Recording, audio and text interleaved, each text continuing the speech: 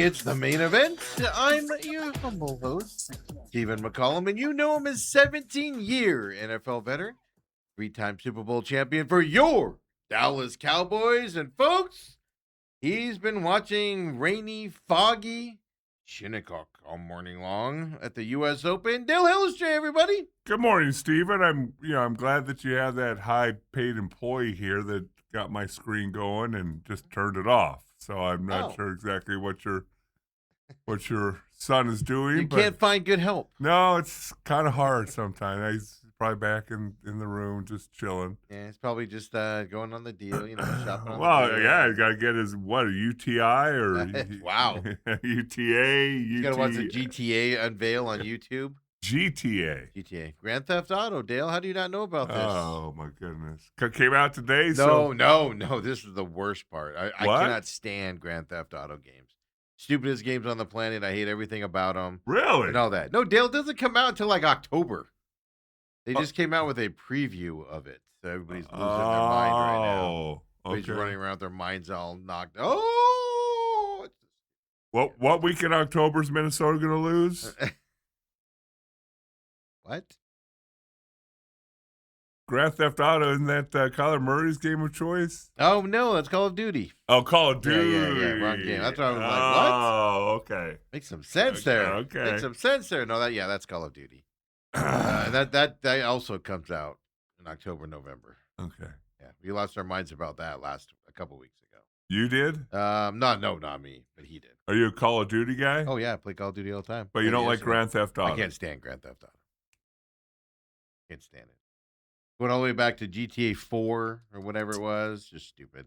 Really? Yeah. So Dale, don't worry about it. You don't have to look at yourself on your monitor. There's nothing for you to see. I'm the eye candy of the show. Obviously, he hit something, so some cord came loose over there. We don't need to see. You got the big screen up there you can look at. Yeah, but me looking over here kind of looks awkward, doesn't it? Well, more awkward than you already are. Wow. Steven, how was your day yesterday? It was good.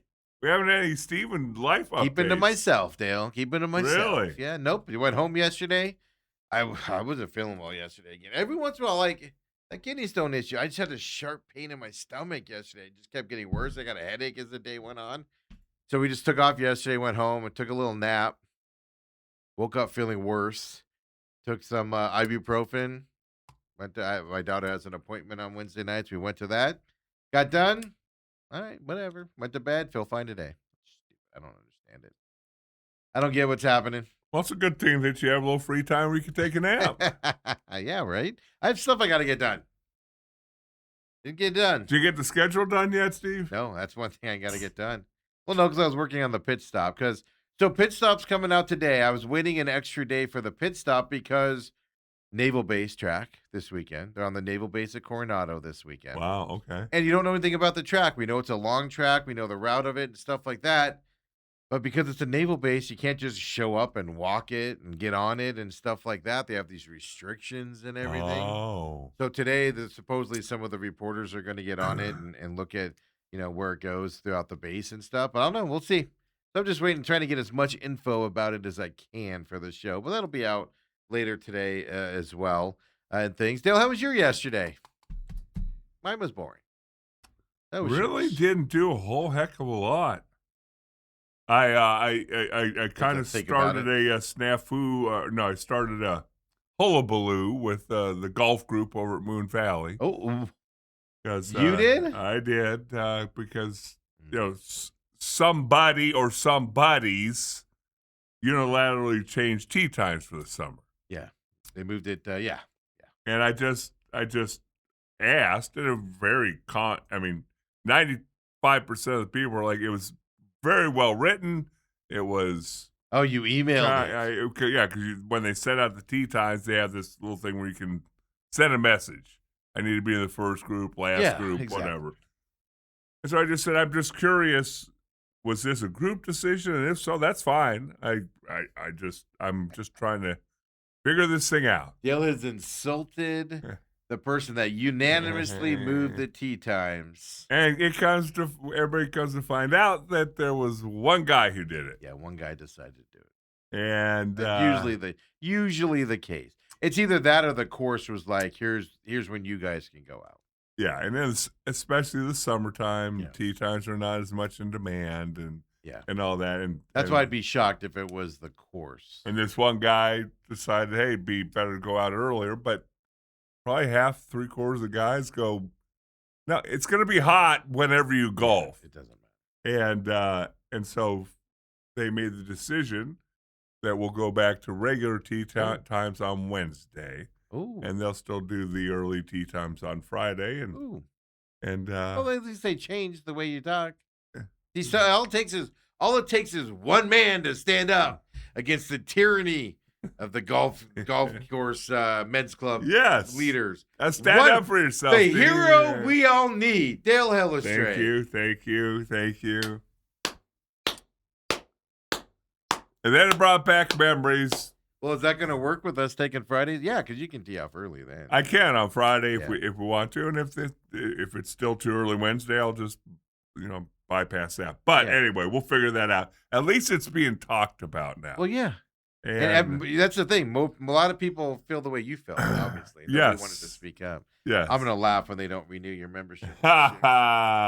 Do we have the Masters? Also, I'm not getting the emails. You just don't get an invite. I'm not getting an email on Sunday. Yeah. You're no longer invited. You guys, how often do you vote the men's club president and stuff in? Yeah, see, we don't have a president. That's the thing. Oh, so one normal dude? Yeah, just decided to do it? Yeah.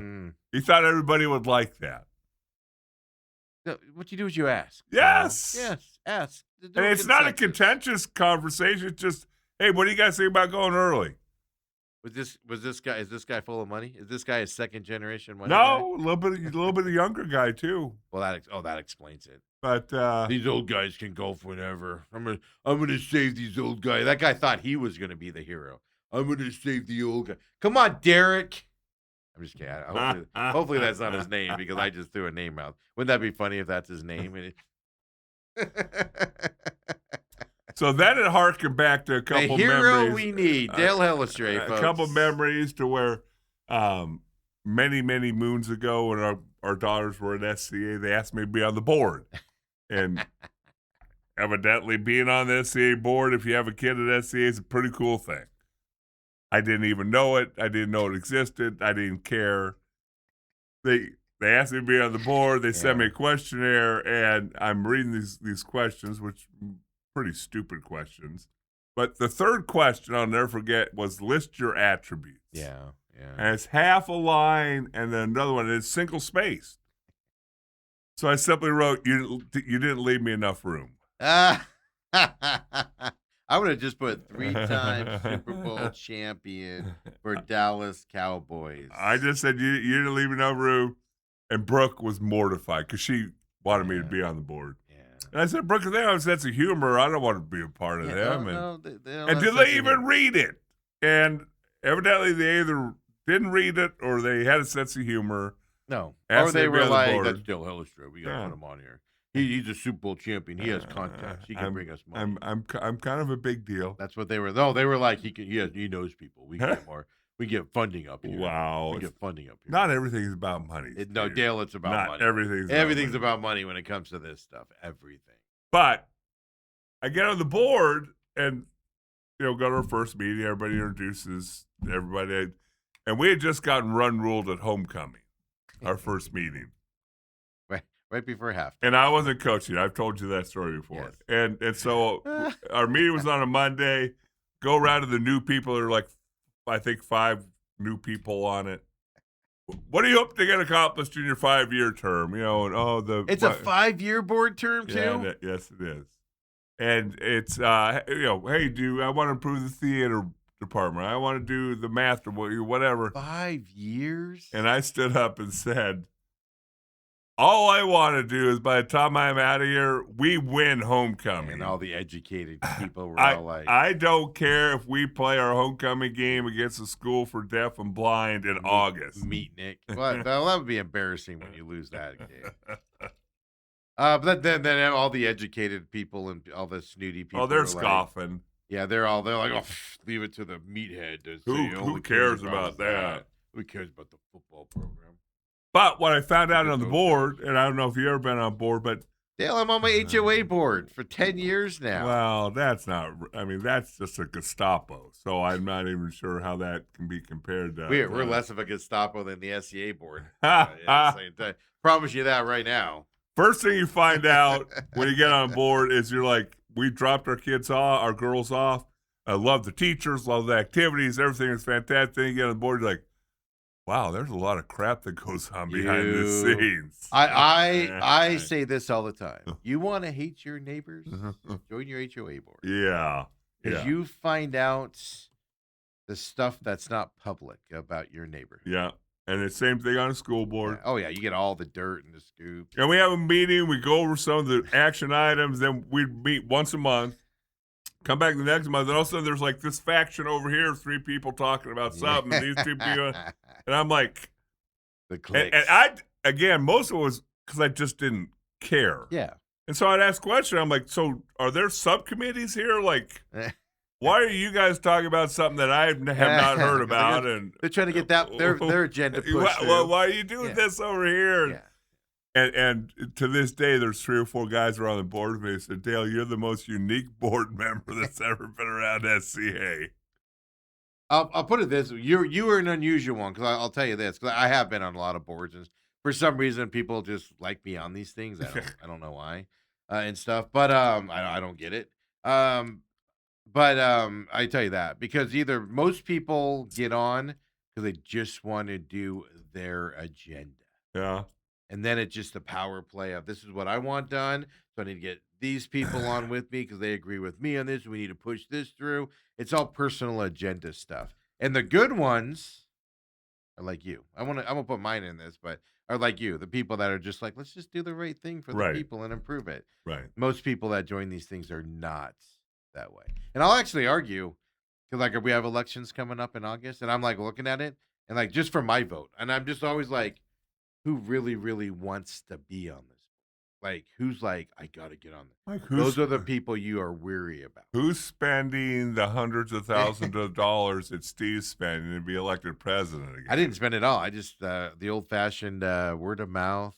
I was driving around your neighborhood. Steve for president. Hell, you will never see that. Vote no for Steve for president of the signs you'll see from me coming up. I'm not up for election this year. But no, but those are the things that I look at. It's like, you know, if there's somebody that's like, I'm going to be on the board and they're just angling for it, I'm like, you're angling for it for a reason. Right. Whereas if you're more like, I just want to improve the neighborhood, then you're like, all right, cool, that's the way. Or, you know, I want to improve SCA and get that stuff. But no, it's a total political clique. And the one last thing I'm going to say about it, we get to sports was they were building this theater building, and the price tag was about $1.5 million. And like 2 months later, the group that's doing it comes in and says, "Oh, because the cost of goods, it's now $4 million." Yeah. And nobody says anything. I'm looking around, going, "Nobody's gonna." Nobody questioned it. Nobody's gonna. And so I don't even think I raised my hand. I said, "Can we have some details?" Yeah. That's not a cost of expenses. No, that's somebody putting additional stuff. It could go from $1.5 to $2 million because wood all of a sudden has doubled, or steel, or concrete, or whatever. But you're not going from $1.5 to $4 with the same plan. Yeah. Somebody's added something to that. And so I asked the question, and you could have heard a pin drop, and you should have seen the look on the guy's face. And I literally said, You got to give us details on this. You don't walk in and say $2.5 million, double plus the cost. Because you find out he just bought a house, a second home up in Flagstaff. But you could tell he's a longtime SCA person and he fundraiser, blah, blah, blah, whatever. But you could tell he'd never been questioned. No. That's the problem with it. Yeah. Like what? No, because I'm fiscally responsible. My whole thing is be fiscally responsible. Do what you have to do, but do the right things on it. So I'm always like, get 3 bids, get all this stuff, and we'll spend the money, but we're going to do it fairly and stuff like that. But you'd be amazed. Now it's not this way, but when I first got on there, people were the same way, where they're just like, oh, it's $100,000 to do that thing? Oh, I'll sign off. Let's do it. Let's do that. I vote to do it. And I'd be like, wait, hold on a second. Where are the other 2? Then you get the other 2 bids, and they're like 30. Right. 30, and you're like, all right. Oh, it's because it's with that company It's that like, your mom owns? well, that I don't stand for, but yeah, no, it is amazing on those boards and stuff. But I can't. The most shocking thing about this is 5-year terms for SEA. Uh, That's shock. That's way too long for that. People get, folks. I've been on my HOA board for 10 years, but I get 2-year terms, and I get voted on. I don't run anymore. They just vote me back on. I just sit there. I get voted back on. just But 5-year terms is too long for something like that because then you get entrenched in favors and Well, I was in and out. I political. asked a few questions. Most of the meetings I didn't say anything because they're talking about But in that, academic stuff. but that's what's scary about it is, and it's not just. I'm picking on SEA here now, but everything's like this, including your government. You go to a government meeting, man, and they're like $1 million to fund this. And then you're just sitting there going, "What? Why are we doing that?" Yeah. They're like, "Why not?" Well, what's exactly in that They don't. package? They don't want to tell you. But anyway, it was kind of funny because that's what I kind of felt like. And Yeah. Yesterday with the deal. and again, I had no bad intentions. Just like when I asked questions of the SCA thing, I was just dumb enough to ask a Yeah. question. No, you were doing the right thing. Yeah. You were doing what you're supposed to do. And if you want to be mad at me, be mad at me. And That makes me upset. I'm going to go join Moon Valley Country Club because, Dale, I am going to, the guy that unilaterally changed it is going to be title 11. That's why. So I showed up yesterday. They teed off at 8:00. I showed up around lunchtime. Said, "Hey, I'm here. Anybody wants to throw these arrows at me? I'm here." And Oh, you went in the locker room because that's the old reporter thing. You can't say bad things and then not go right, into the locker room. come stand up, and of course, 80% of people are like, "Hey, I was with you." Yeah. Hey, I was with They you. won't say it No, publicly. they won't say it. Anyway, enough about me. Let's let's keep talking to you because I'm No, impressed. Enough about me. Because around here, Dale's like, well, I don't know, whatever you want to do, Steve. Let's talk about my D-backs and Erod, the All-Star starter. And I don't know what you're talking about. what? Did you not watch that yesterday? Did they even play yesterday? Wow. No, I was watching the U.S. Open. That didn't start yesterday. I was gonna say, okay. Really quick, Sam Burns is leading it -2 through 5 right now. It is foggy. It is windy. It was delayed, right? The start was delayed? Yeah. It was foggy. It was delayed. People are hitting balls miles long. People are hitting the greens and they're rolling off. Really? By 100. Somebody hit a shot. I couldn't see who it was. I had it on, but it was during the business show. Hit a shot, Dale. Pin high. I'd say 4 feet left of the pin from where he's hitting it. Yeah. Rolled all the way off the green, like 60 yards off the green. Just kept rolling and rolling and rolling. And if it's foggy, that means it's only going to get worse. I mean, the fog will clear up, but yeah, right. The moisture but the greens will get faster. Exactly. Yeah. So, because it dries out. Yeah. As the day goes on. I mean, I saw that. Then I saw Scotty Scheffler did a drive on number 3. He hit a ball 370 yards. Mason Howell, by the way, who's 11 years younger than Scotty Scheffler, goes up. It's at 384 yards. Right down the middle on the par 3. Well, I saw something yesterday where Bryson DeChambeau was doing his little video thing, and he goes, "Let's see how bad this rough is." And he just threw his ball in the rough, and then he goes, that line doesn't look too bad. I mean, he takes a hack at it, and it literally pops up and goes 5 yards. He goes, "Oh." Yeah, I'm telling you. He's like, "Oh, I don't think he wanted to hit it here." Well, when you do your backswing, it grabs your club, Yeah. from what I understand. So then it slows it down, obviously, and takes it out of order and stuff like that. Your buddy Aberg, until he starts playing better, we're calling him Aberg again. Yeah. Out there, I mean, had a beautiful chip in. I don't know how far. He was way out, gets it up on the green. It didn't go in the hole. He ends up putting it in, but gets his first birdie of the day. Guys are making shots. That's hurting. 2 birdies in the first 4 holes for Sam Burns. He's leading this tournament right now. But it's gonna be one of those days. Today's the day, and Rory is out on the course right now as well. So 2 birdies. I know he had 2 birdies in the round. I think they were on hole 2 and 3. Well, Rory's 1 under right now, so he got a bogey. Yeah, on that side of it. That's what's going to happen Yeah. today as well. So You're going to see some good shots. You're going to see some bad shots. A lot of bad shots today coming your way as well. So Rory's what? 1 under right now? 1 under right now. Yeah. Rory might do well on this course because this course reminds me a lot, especially with all that wind, of a European style course. They say it's the closest thing to a links course, and a links course was invented in Scotland, and of course that's where Rory. So Rory will know how to play this, especially if there are high winds and things to that effect. To be honest with you, Brooks Koepka, by the way, did get a first birdie here, but I think he's still +1. I don't know what he's at right now, but he did get a birdie, but he is +1 early on here as well. But it's going to be a fun little tournament, and today's the day to watch because they will make changes after today depending on how it goes. Yes. It's going to be fun. But in all seriousness, I just wanted to bring that up to you, that the U.S. Open, I know about. The other thing I want to bring up to you is, man, the SEC sucks. Overrated. Overrated. When a mid-level team in the SEC can make it to the final game over all the highly ranked ones. Overrated. Overrated. All this calls for is that just make the College World Series all SEC. Because you're leaving somebody else off that probably could have been on the other side of the bracket. Because Texas isn't a 4 seed, Alabama wasn't a 6 seed or whatever. Made up numbers to make him look good. Made up numbers to make him look good. That's all I'm going to say. Ridiculous. West Virginia overrated. Big 12's overrated. North Carolina's winning this thing. Oh, yeah. It seems like they are. I watched that game yesterday, and they just West Virginia made a game of it late.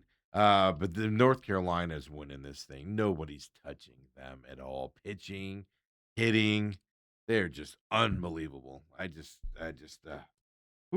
How about the heartwarming part where the kid from Georgia hit a home run? And his brother was on the other team? Yeah, how cool is that? And then the parents were in the stands? Yeah, I mean, how cool is that? Dale, if you're the opposing team and your brother hits a home run, do you get up and cheer like he did? Did your teammates get mad at you? He didn't cheer, he smiled. Yeah, I know, but still. No, you still won the damn you're the game. Pitcher and you give up the home run. And you turn around. And was it the pitcher? No. I'm saying. But you're the pitcher and you turn around and his brother's on your team. You understand that. Now, if that was if that was a winning home run and a walk off, let's say you still won. Georgia ended up losing. So, yes. You still won the game. How great is that, Steve? That's what's so great about that stuff, man. That's what's so great about it. 100% what is great about it. And then your Arizona Diamondbacks. Put them in the playoffs now, baby. Half a game out. Half a game out, Steve. Of the playoffs? Yeah, here we come. Rodriguez, man. I'm telling you, I'm still on the side of Rodriguez over Soroka, but I understand why you would pick Soroka 100% for him as well. But obviously, big one yesterday. Who put him ahead yesterday, Dale? Which veteran put him ahead yesterday? Ketel Marte? Perdomo? Which guy that you're counting on to get big hits is getting it done yesterday for the Diamondbacks? Are you going to tell me that it wasn't a veteran? Well, what I'm saying is the guys that should be hitting in big spots. Which one of them did it? The only one that does it consistently. You mean the guy who had 4 RBI yesterday? Corbin Carroll, baby. Here we go. Grand slam. Let's show you. Corbin Carroll with a fly ball. It's headed to right field. And that one is gone. I'm going to hit the roof. I was going to say, with a fly ball. Well, he barreled that one. It's out of here for his 13th. He hit it solid off the bat. That thing must have just gone forever high. It was how long it took to come back down. So when he hit that, even yesterday I had it on here, and he hit that, and I was like, why is that taking so long to come down? That should have launched out there. Don't you kind of can't you kind of tell by the sound? Oh, no, you knew that. When he hit that, you knew that was gone. You knew it was gone, but I expected it to be more like on a rope, where it gets out there quicker and stuff, the way it came off the bat. But, I mean, in all actually, I know I'm giving a hard time for everybody else, but Ketel Marte was 2 for 4 yesterday for him. Perdomo was 1 for 4. Obviously, Carroll 1 for 5 with the 4 RBIs. and stuff like that. And then the only other guy with hits, Tommy Troy. Well, Moreno is 3 for 3. Oh, he was. Yeah. Forgot about Moreno. No, I did skip that one. But the young guys, well, Lawler was also 2 for 4. In all seriousness, Lawler was 2 for 4. I was just trying to do the narrative that the Diamondbacks, all that though, Dale, like in all seriousness, 8-1 victory. Corbin Carroll, obviously 4 of those runs. They were winning this game without the grand slam. That was just what put them ahead. It was a 1-1 ball game at that time, or was it a 1-0 ball game? No, it was 1-1, and then Corbin hit the grand slam and stuff. All of that being said, how many hits did they have yesterday? 11 hits yesterday. That's not enough for you? No, 3 for 11 with runners in scoring. Well, I was going to say, the runners in scoring position still was. Yeah. So, I mean, it's all good, but that big hits in big situations with runners in scoring position, it doesn't go away because you have a successful hitting day overall. And it's an interesting stat to follow. It really is. Well, you got that. You got Erod with a 2.45 ERA. He has 100 wins on his career now, folks. Congratulations, Erod. And you know what's so fascinating about that? I was thinking about it. 7 innings, by the way. We've talked obviously a lot about him, but that World Baseball Classic. Yeah, they should have it every year before the season. Because that's when you first took notice. Like, this is a different. He looked different during that. He was in shape. Yes, like it was. He wasn't the tubby pitcher he's been the last couple. It wasn't going to take 6 weeks to amp up. Which says something about the Diamondbacks. Well, we don't want guys. We're going to ramp up into the season, and we want guys ready and in their peak in May because it's a long season. Well, Baseball Classic throws that by the wayside, doesn't it? Mm-hmm. No, just you can get ready in 3 weeks and you're ready to go. Let's do it. Do it. No, that's my other issue. We've had that issue with the Diamondbacks for a few years now of the whole we got to ramp up. It's a long season. Got to save ourselves for the playoffs. But no, excellent game yesterday. They won the series, of course. Today off. Minnesota coming up for 3 for this weekend, including on Father's Day this weekend. And Minnesota's not a slouch of a team either. You know, you need to come with your game. They're fighting for their collective playoff fights as well. They're coming in 3 wins in a row as of yesterday as well for the Twins. This isn't a walkover team. You have to show up, be able to pitch, successfully and hit. But that's just an amazing stat. I watched that whole game yesterday, and even at the end of it, because I had it on with the North Carolina West Virginia game, but even at the end of it, I was like, even during the game, I was like, still not getting guys in when they're in scoring position. Still not doing it. Whew. What's happening? I did see Torrey say though, Dale. Torrey said, "Oh, we're trying to figure out why we're going through this hitting slump." I mean, it's been 20-something games. That's an alarming comment. I refuse to be sucked into your negativity after a big win like that. Go in the wild card standings for us here. Let's get Dale updated on the wild card standings before he takes off to go over and do his hit over at the Holmberg's Morning Sickness. As Lou comes in here as well. Look at that. Half a game back. Now there's a 3-way tie ahead of them. Yeah. As well. Cubs, National, Padres. I find if you stay with 3 teams in front of you, there's no problem with that.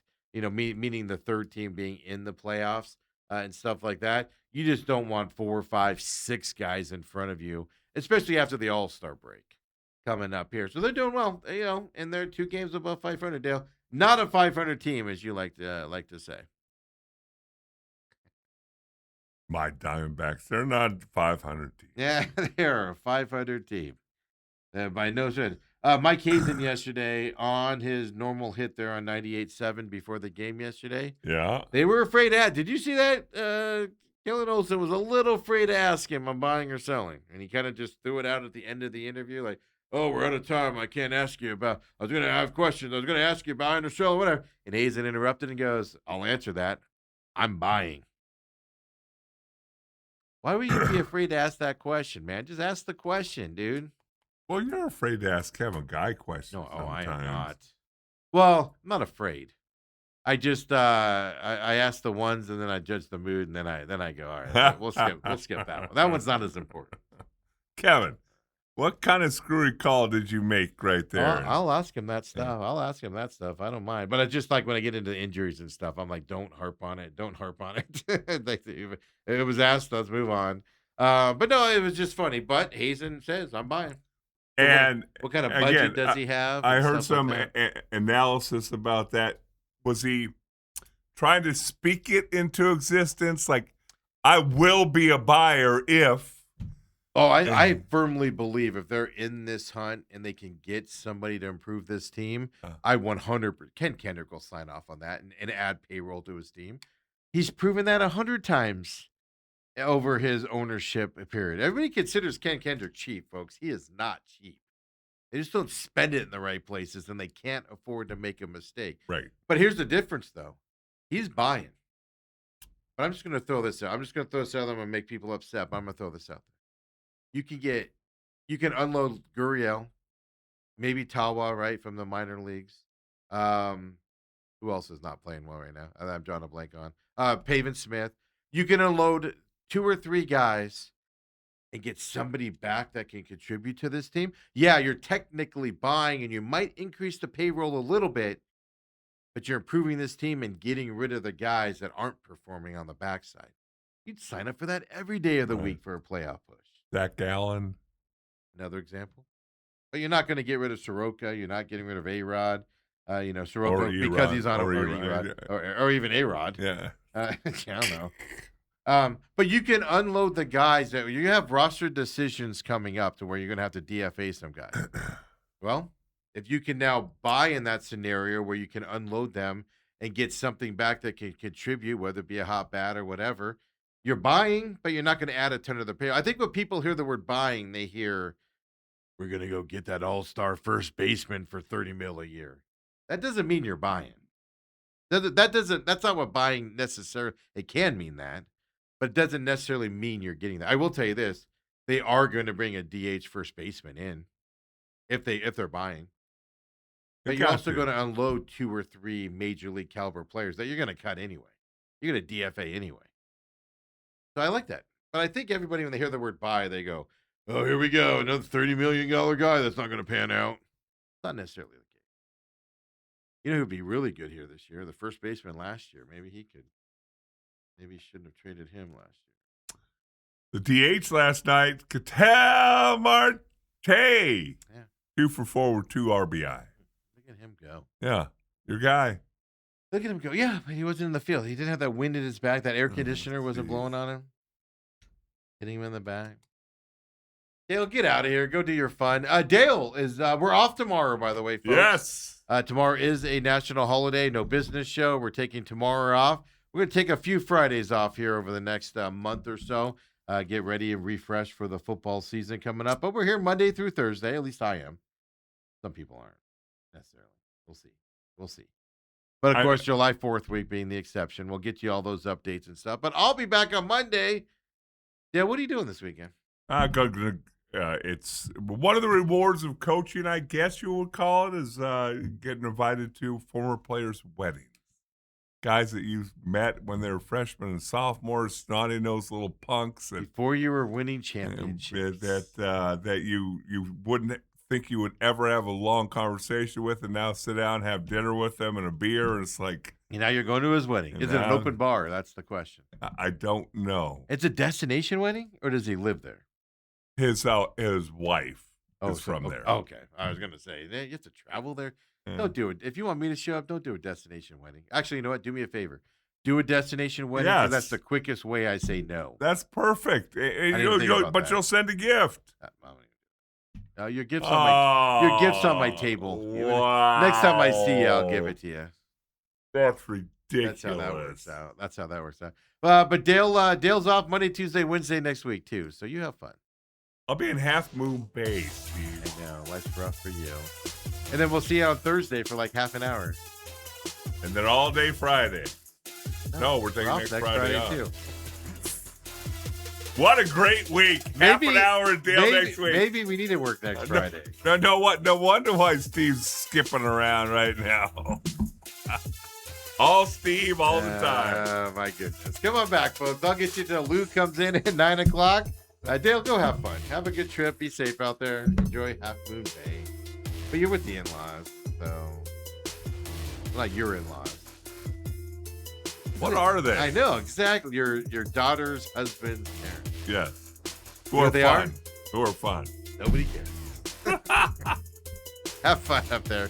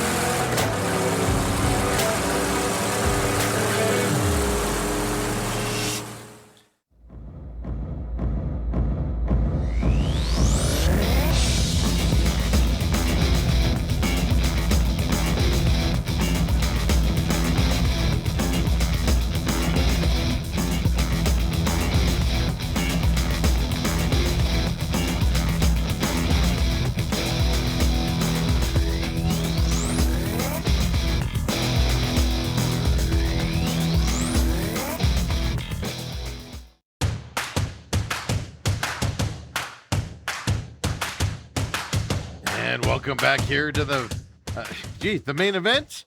Got what show we were doing here. Geesh, I'm a little out of it here on this Thursday. Don't forget, we are off starting. We're going to take a few Fridays off here.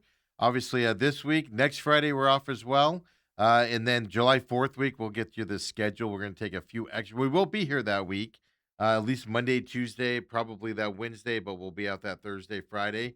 And then we'll see. Then maybe that following Monday. We're just working out some travel details to get back from some vacations. But, of course, we'll be back on Fridays coming up here, probably end of July when training camps get underway.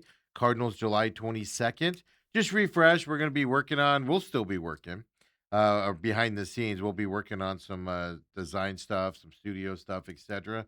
on those Fridays. Plus, it's hard to get some big projects done when you're on air and you're recording stuff constantly with all of our shows that we have. So taking a full day off will allow us to get a full day's work of in to get stuff caught up and fixed up. Well, it's slow out there in the sports world as well coming up here. So Sam Burns right now is -2, along with Auberg, of course, -2. I know I joke around and say we're going to call him Aberg until he starts playing better out there. But he's -2 as well. Rory is still -1, along with Brooks Koepka here this morning. The weather is an interesting thing as you're got it on my screen here as well for him. Now, other news and notes as we're getting Lou in here at the top of the hour. NBA news, the Wizards.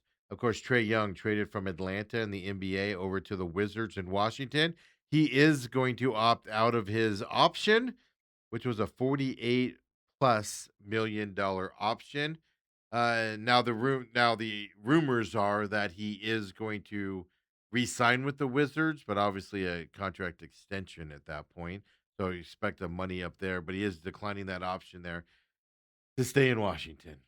I question, and this probably isn't the right thing to do, but I do question whether Trae Young wants to win in this league.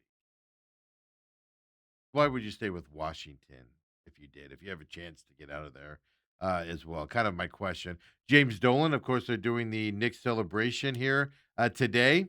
Coming in this morning, so 6 a.m., they were talking about how all the viewing sites along the rideways were already full and everything.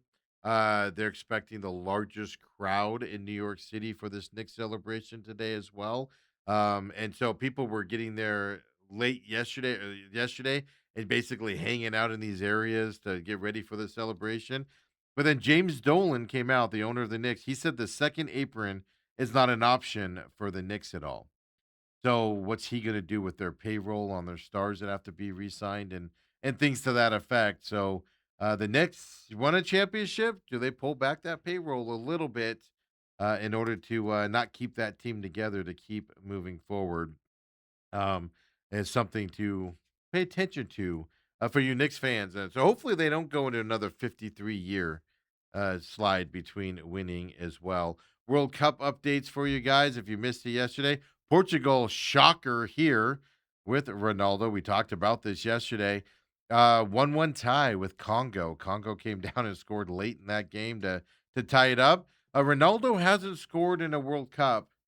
It's the 22 World Cup, and that was in the range. So several games for one of the world's best players here, scoreless games here and efforts here in the World Cup for one of the world's best players, which is interesting when you see Messi scoring his 3 goals the other day and things to that effect. Today you do have Chechnya and South Africa. That's the first game today. Switzerland and Bosnia and Herzegovina today at noon.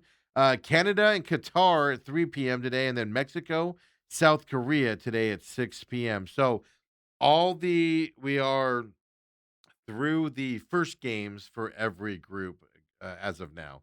So starting today, you're going to start seeing the second games of every group, including the American team, which does get underway again tomorrow. I believe tomorrow's game's at noon. Let me look it up here. Yes, USA Australia noon tomorrow as well. So, folks, this is going to be if they lose this game, the U.S., which I think they will. If they lose this game tomorrow, they're still okay. That just means 3 points. Best you want to get the most you want to get a tie. Of course, you want to win the game, but you want that tie because that gives you extra points. Because it's going to come down to that Turkey game here. Turkey plays Paraguay tomorrow. That's the late game tomorrow as well, coming up here. So just because the U.S. loses to Australia tomorrow, if they do, it doesn't mean they're out of it. It just kind of obviously they beat Paraguay and Turkey, lost in their first round. So they have 0 points on both of those. One of those teams, if those guys tie, right, they get the 1 point. If one team wins, they get the three. So it'd be tied with the U.S. You would win the tiebreaker. But that leaves you with that last game against Turkey, which I do think it'll come down to. I do think the U.S. and Turkey will come down to U.S. will either have to win that game or tie it in order to advance into the elimination round coming up here. So this is a big game tomorrow. You win tomorrow, you're all but assured to move on to the next round at noon tomorrow. Tomorrow, you do have Brazil and Haiti as well. And Scotland and Morocco, that's going to be a fantastic game at 3 p.m. tomorrow as well on Friday. But today, like I said, yesterday I told you England looked good. England, Croatia, 4-2 win by England. They did look good. Colombia looked good against Uzbekistan. Now, of course, you're dealing with, not as world stage teams they're playing, but you want to look good. Not like Portugal, who tied Congo yesterday. You want to look good in these games where you're playing inferior opponents, like the U.S. did against Paraguay in their first game as well. What you're looking at. So there you go, your World Cup update. Also, we'll get into this with Lou some more, but really impressed. No College World Series games today. We know who the final games are. The final team is best of 3. We didn't need a second game in these rounds. North Carolina took care of business against West Virginia. And then, of course, Oklahoma took care of business yesterday as well. Oklahoma, 500 team in the SEC, taking out Georgia yesterday, 11-6. This is fascinating to me, and we're going to talk to Lou about this. Both of these teams can score in bunches. Are we going to see a high scoring affair, or are we? And they also have good pitching. Are we going to see a really high scoring affair, or are we going to see a pitching battle? This is going to be fascinating to see. I think this is an evenly matched final here coming up. First game is on the 20th, so that would be Saturday. Would be the first game, 8 p.m. Eastern, and then of course Sunday would be game 2 at 2:30. Minus 190 is what North Carolina is right now. I think I said it before the World Series started. North Carolina's probably winning this thing, them or West Virginia, but 190 favorites. We'll get some more info from Lou on that, of course, here when he comes in as well here coming up as we're just getting you around the news and the notes here around the sports world coming up as well.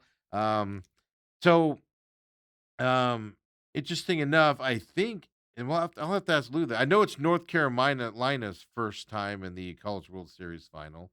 I'm sure Oklahoma's been there before, right? Twice? So Oklahoma's been there twice, obviously. Oh, North Carolina's been there twice? Oh, North Carolina's won it all twice? Okay.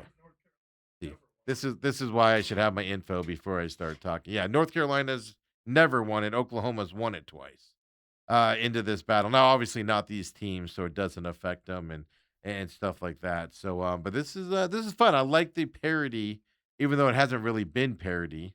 When the games are done, but I like the parody here and seeing new blood come into this stuff as well. Then, of course, we'll talk with Lou about the White House fight.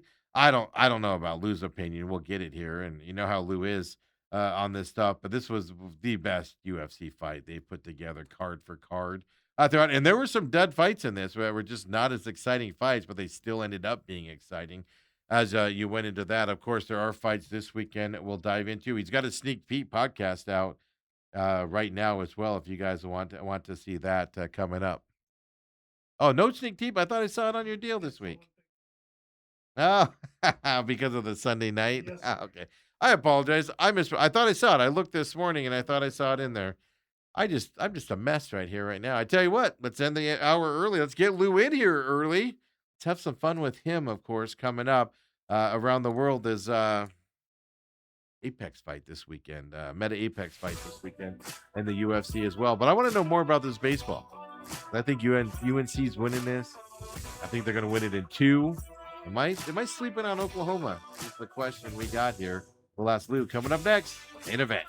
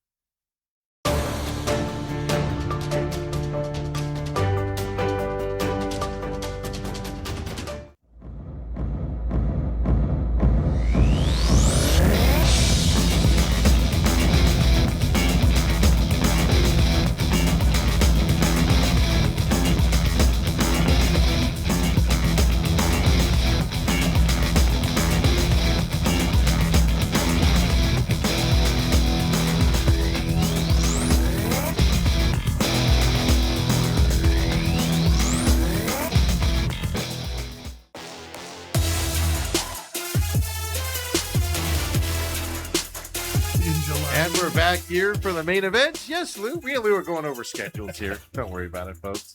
And everything. Because we were just talking because UFC's off July 4th week. We're going to be off that Thursday and Friday of July 4th week, definitely for travel. So it's like, hey, Lou, you're off that week as well because there's no UFC that weekend. Obviously, College World Series will be wrapped up, and we won't have football talk yet. So tell Lou he gets a week off. Lou's going to have to live without us for a week. Actually, that's a big week for 10 minutes because I absolutely bet that hot dog eating. Oh, that's true. We'll have to get some info from you, or maybe that's true. I'm gonna make a note on that. July 4th hot dog week. Maybe we'll have to do maybe a Zoom thing or something and get your thoughts on that. Just a quick little I'll have 5-minute thoughts, thing and or something. I don't know if Chestnut is in or Kobayashi or who's in and who's out, but I guarantee you, it is parched as the news cycle is in sports right now. we'll hear about it shortly. Absolutely. So, yeah, no, I'm going to make a note on that. We'll have to arrange something that week where we can put it out, and your thoughts on the hot dog eating contest or something to that effect here coming up. But no, we're just talking schedule there. And, of course, every Thursday, most of the time, unless there's holidays or something, Uncle Lou does join us. Here you can find him as a VSiN contributor, making the rounds last week. I saw Lou on a lot of different programs last week as we were leading into that White House card. Of course, College World Series. Now, hockey's over. Carolina got the win. You thought Carolina would win that series and everything. Before we get into your intro and all that, what are your thoughts on the end of the hockey season? What a great season it was. I just can't tell you how much I love the tournament that is hockey, and normally I call it the greatest tournament in the history of sport. But now I always footnote that with World Cup, and now with what I see happening in this World Cup here, I have to succumb. There's the World Cup, and then there's an ocean, and then we all compete again. And so in that competition, then there's hockey. It's a great playoff system. This year exemplified how, although Carolina was the best team, one of the best teams in the regular season, and they won it, it exemplified how winning a cup in hockey is a process. You rarely get a lightning bolt that comes through and wins it like you maybe can in a Super Bowl and a World Series, but in hockey, it's a process. I'm tickled for Brindamore. The last time Carolina won the cup, he was a player and won it. So he gets to win it as a player, then as a coach for his kids. I saw a stat, not to interrupt you, but I saw a stat where he's the first one. Like, it happened a lot. It happened like 4 or 5 times in the 30s, 40s, and like in that 50s time Maybe frame. for Montreal, they need to have a guy. But a long time ago, and then of course, then you run all the way up here to 2026, and obviously it's him now. So it doesn't happen, and that's an amazing stat in my eyes because you see a lot of Patrick Waugh, for instance, a lot of guys coaching or playing, win cups, and then they go and coach, and they don't. At least with the same team, they don't do it, which is a fascinating stat. Yeah, and it also exemplifies how hard it is to win the dadgum thing. But you're right. The hockey season was great. I was very excited to be able, we put up, I think, a 24 or 25% ROI in hockey this year. And I was really happy about that because last year it went real bad. And I knew it was a fluke. We refined a few things. And when we talk about UFC, we'll talk about refining a few things because that's what I'm going to do after a pretty big week last week. I'm going to change the pace a little bit moving forward because I've got a little ground to close, but way less than it was 2 weeks ago. So hockey, great. We're tying a bow on it. Next year, couldn't even begin to tell you because I'm looking at College World Series. But that's interesting. If I will look ahead at hockey just really quick. Is this an open year next year? Because we don't know what's happening in Edmonton. Are they going to rebuild? Are they going to go backwards? Toronto's always trying to figure it out. Oh, forget about that. That's Carolina, Tampa. There's a lot of question marks around hockey. Going into next year, there's Colorado's going to be good in the regular season, probably again. They usually are, but they have some question marks. And so the next year's hockey is going to be fun. Just as a side note, I know I'm not I'm not even well versed on this. But the Knights just hired their AHL coach, meaning the Henderson Silver Knights. They just hired that coach. What does that tell you about the Knights, as a handicapper and stuff?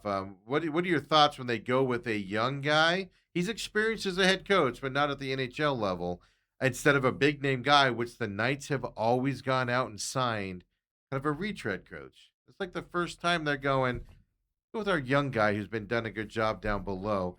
To me, that tells me they're tired of these retread coaches and kind of what they have to deal with and get rid of them every year and a half or whatever. But as a handicapper, does that say anything to you? I know it's next year, but does that pique your interest at all, or negatively or positively? When Don Shula drafted Dan Marino, I was like, Marino's going to be a superstar.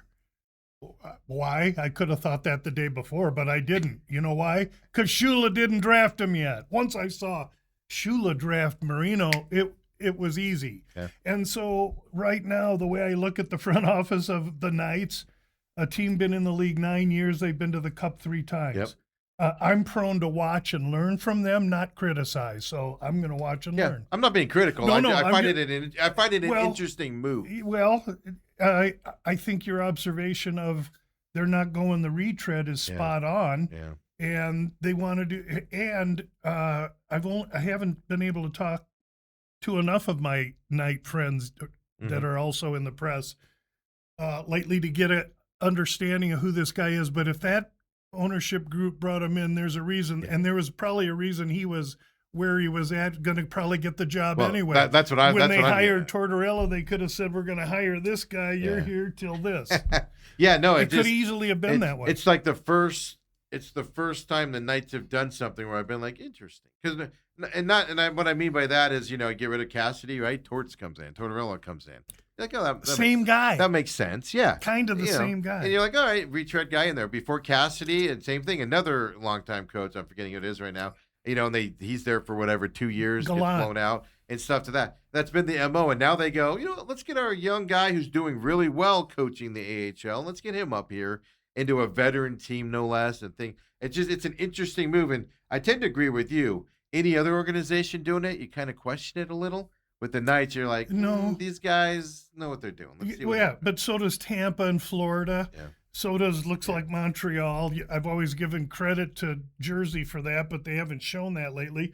The Rangers, there's some smart, salty front offices. I mean, if you look at L.A. and Anaheim right now, next year, those are going to be two big, strong, heavy, powerful teams. You have the right owner. You have the right and you have the right ownership and the right GM that the ownership allows to do. You can turn things around quickly. It might not turn around quickly, but you can go in the right direction quickly. Like you said with the Kings, they can obviously improve, but they've turned around a lot over the last couple of years, and they even fired their coach this year, to try to make some more improvements and stuff. You're seeing more of those moves. So I don't know, it's just an interesting move there by the Knights. But there's a lot of question marks going into next year.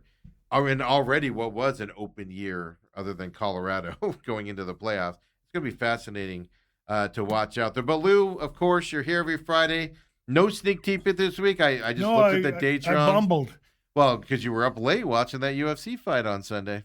The Sunday thing did really throw a monkey wrench into my whole week. And rather than stress over this card to get a sneak peek out, I thought I'd concentrate on my digital article, my webpage article, and just go, we missed sneak peek for this card, and really it isn't that entailed.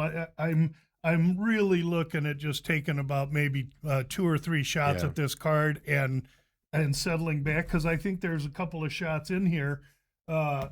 But right now it's UFC and then NFL prep. So I'm happy to be able to have a little more time to focus on UFC, though I spent an inordinate amount of time on it already. But this card will be a little more relaxing for me.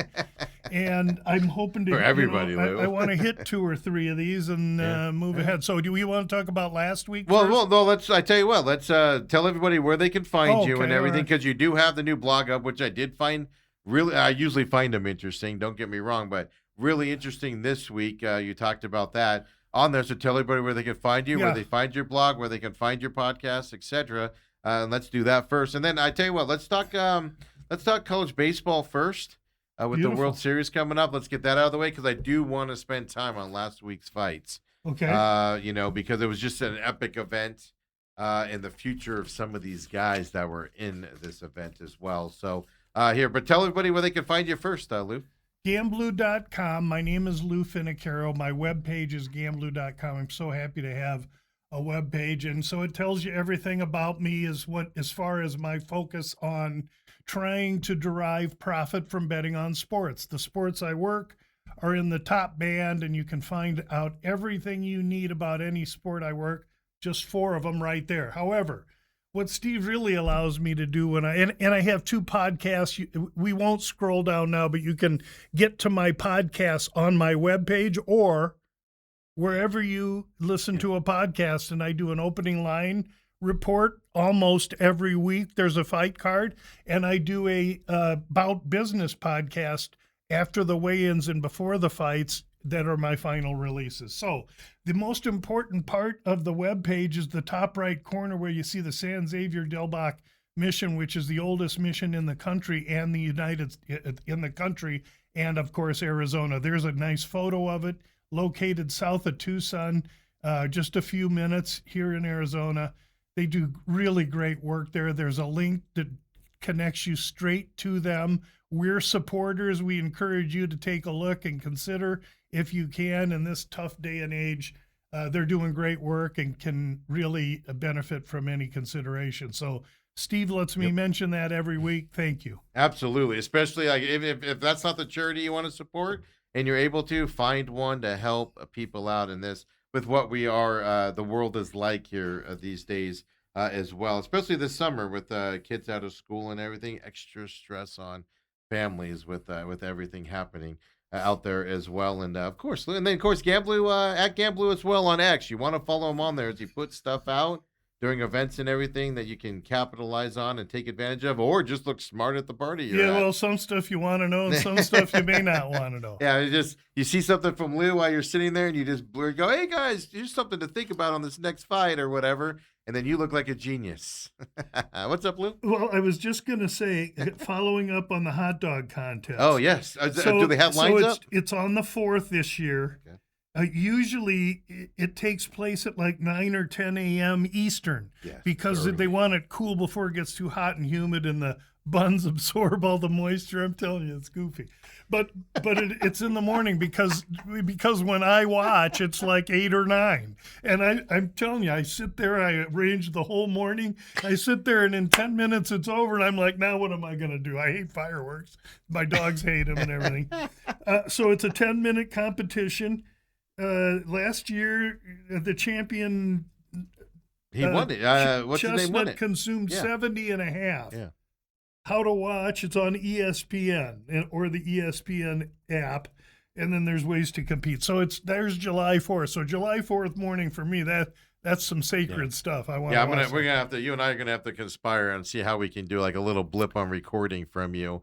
Just giving us hints to look at this and stuff coming up on the 4th. I'll tell you what I do right now. I mean, you're going to have like Chestnut and these other guys, or you're going to, get who will win without Chestnut. So the field, and you have over underdogs per each person, so you can do some researching and everything. I try normally what I'll try and do is what people do in the Super Bowl is I'll look at. As soon as it comes out, I'll record what each person's total is. And then I'll look and see what the numbers are. So if 45, let's say. So each guy's got 45, 45, 45. Here's the guy got 43. Whoa, there's opportunity. Yeah. Over 43, under 45. And play So you play the 43, and then if it goes up to 45, no, if I could see the numbers, there's great variance from one sports book to another on this stuff. Okay, you're talking about between sports. So I'm looking to try and find 2 or 3 dog middle, because got to find advantage for the hot dog contest. A huge spread. If you're eating 50 dogs and you got a 3-dog spread, man, all of a sudden you're talking about 8%. Yeah. Hey, eating 3 dogs makes me want to throw up. Here's another thing I'll say. If you had me on that Diaz with all those guys next to Chestnut, and it was a race for 1 hot dog, I'd blow him out of the freaking water. That is absolute truth. You can print that, Kobe. 1 hot dog, on your mark, get set, go. I mean, Scooby-Doo can't do it faster than me. I'm sorry. I'm just saying.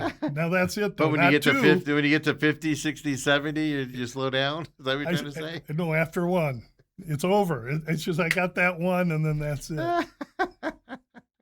It's the dumbest holiday thing ever, but it's so much fun. And it's so American. It's so over the top. And the dude, this guy Shay, that's the mic. He's got the stupid paper hat on. And, it's so corny. It's so corny. Okay, so now we can get on to serious stuff. I love it. Colors World Series, of course, gets underway Saturday. Game 1 Saturday. It's best of 3. Records don't matter at this point. I mean, it wouldn't matter anyway because neither one of these teams have lost.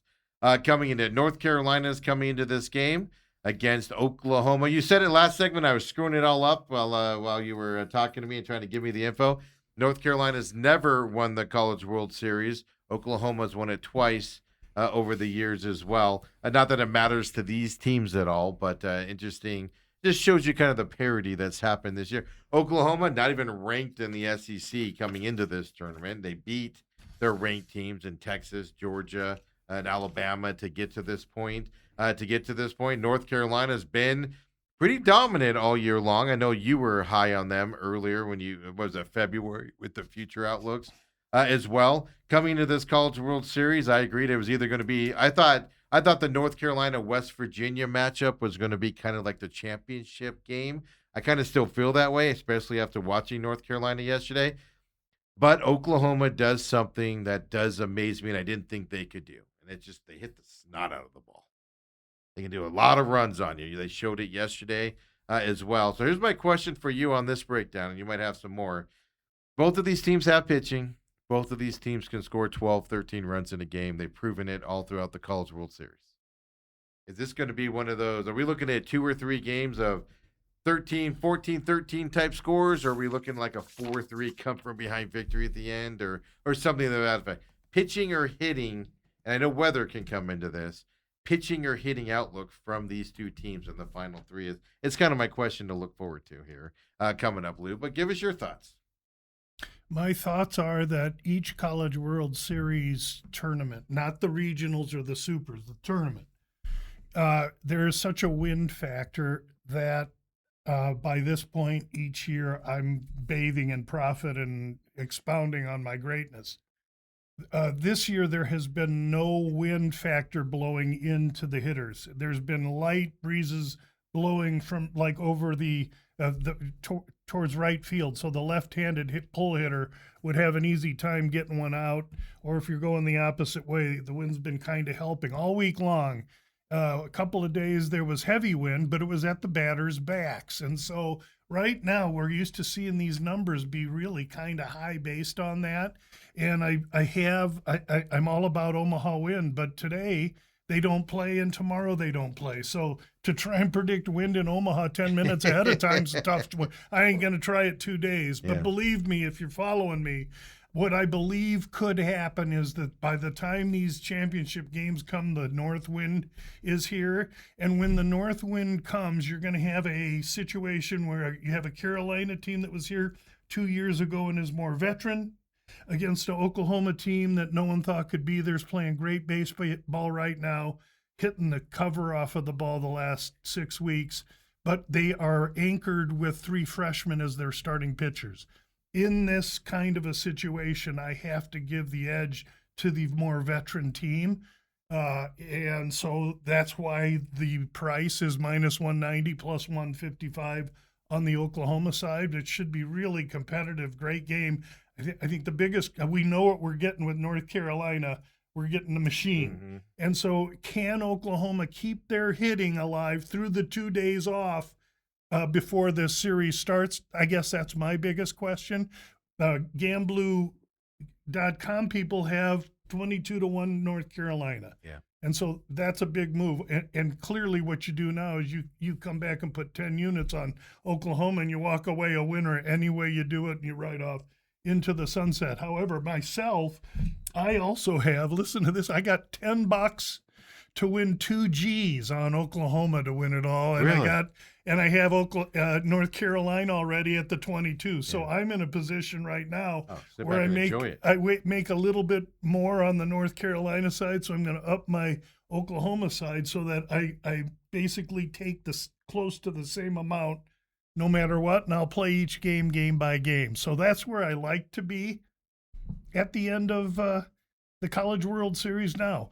The Gamblu webpage is really smart. We got North Carolina 22-1. Oh, by the way, we're also down 11 units. So I had other futures that have lost. I did for what did I say? 9 in the regionals. Yeah. I count that. I don't forget that. So I'm down 11. I got 22 on Carolina. I got to get out of this thing with profit, and that's what the futures often do for me in hockey and or in baseball. Getting a future team early. In North Carolina, we got February 9th. I posted that. So getting it early and getting lucky and having it come through can make up for a lot of missed ball games. Absolutely. And then don't forget, I mean, read it. This is the first time the 8 team in the College World Series were teams that weren't there last year. First time it ever happened. So a lot of people missing that regional, first time since 1957 it hasn't happened. And Carolina was there 2 years ago. Yeah, 2 years And ago. that was part of my handicap. That's a veteran team. They remember. So interesting enough, to be champion, like you said, the numbers minus 190 for North Carolina, plus 155 for Oklahoma. Yes, sir. Game 1 numbers. Now keep in mind, well, we're 2 days out. let me guess that because I haven't seen those. Okay. Game 1 numbers, I'm going to say North Carolina minus 210. No, it's actually very similar. Minus 188 North Carolina, plus 145 Oklahoma. Now, I don't have the figures on this, but I'll tell you, on DraftKings, 100% of the bets have been on Oklahoma so far on DraftKings. That's what they're reporting. People often consider DraftKings and FanDuel public places. Yes. And I think, to me, that's good info, but it's a snapshot of what the public is thinking. It's the public number. They just saw Oklahoma and. Well, Oklahoma plus 145 for just game 1. I mean, if you take the dog in that, and the way Oklahoma's playing, I don't tend to give Oklahoma a chance in this. I think they're going to. The young freshman pitcher for Oklahoma, I think, is probably going to go. Yeah. And it traditionally in Omaha, there's also one other thing that happens. Guys, great pitchers throughout the history of college and Major League Baseball come to Omaha, and when they get there, they lay an egg. Yeah. So having a freshman in this spot in game 1 of the finals, I have to fade that freshman based on my experience. Even though I'm going to say what I don't normally like, even though he did go through that SEC, basically he went through the SEC twice, right? Conference play, the conference tournament, and then now, of course, just went through the SEC in the College World Series. That's right. He had to play, not him. He was only one. But, I mean, he's been in some big games against, obviously, the better competition. No question. With no sight on that. And even and then he you would plays tend to in the fade SEC. Yeah, that's what I mean. Right. So he's gone through the tough SEC more so than anybody else has. And even then you would still say more so him a little bit? Because of what you just said. Because he's unstoppable, because everybody's got confidence in him, because he hasn't been challenged, he hasn't stubbed his toe. This is a whole different ball game. Yeah, I mean, the pressure ramps up, right, when you get to the championship I'm just saying, game. look what Gaethje did at the White House, man. I don't know. We're going to talk about that. You can't be afraid. You can't be afraid. And really, by saying that, Oklahoma's momentum is huge. So if those freshmen can keep the score low early and Oklahoma bats can get a lead, you can get North Carolina tight. And so that could happen. The one thing that does give me solace on that angle, because I agree with you on that, is just North Carolina in the super regionals against SC. They have the ability to come back late in the game. They've shown that as well. That's why I just think North Carolina is, like you said, the veteran team, relaxed, been here before kind of a situation. Those teams, Goliath does get knocked off from time to time, and stuff. So it's going to be fascinating. I tend to not give Oklahoma a chance in this. But they honestly do have a chance. They beat Georgia Tech. They beat Georgia. There's the 2 and 3 ranked teams in the country. What more do they got to do? I mean, they believe. They're a young team gelling at the right time that believes. So also, I love their coach. It's been a great story. You mentioned the 2 days off, from yesterday. They don't play a game till Saturday. I mean, that's how baseball. That's what college baseball is, though, right? Even super regionals ended, and then 4 days off until you got to the College World Series. Yeah, but you were home on campus, and you're away. It's 10 days now. You're in Omaha, and not only that, all these freshmen and Oklahoma players haven't been there in 18 years. They're out looking at the sights and taking it in. There's mics in their face. North Carolina in the freaking gym, man. They're there to win a ball game. They were here 2 years ago, got embarrassed in 3 games. They're here for it's a different thing. That makes sense, because I would have just thought that's what they do. They have a couple of days off after a series. Yeah, they go to the zoo and they eat ice cream and they go to the children's hospital. They do great shit. Excuse me. They do some really fine no tower work. Here. We're good. Kobe, I hope you got that. No, there's no tower here. You can swear if you need to. I don't do that on the air, folks. But what I'm being complimentary. They'll all go to the hospital. But I think that the more mature North Carolina team that was there and lost it had to go in 3 games 2 years ago. Yeah. I think that's really going to be the difference in the series. Yeah, I'm looking forward to it. Like I said, this was some of the games were duds. Like even yesterday, both games were kind of duds overall and stuff like that. But it's just, even though they've been duds, you're seeing some great baseball being played by a couple of these teams. And this has been a kind of like the hockey, just kind of like the hockey playoffs. It's just, you just sit back, enjoy the fun, enjoy what's happening out there, and whatever happens, happens. So here's the approach. The approach is that come Saturday, at 6 in the morning, I'm going to get up and look at Omaha Wind for what time the game is. It's 5 p.m. It's a night game. I have a window meter at the airport.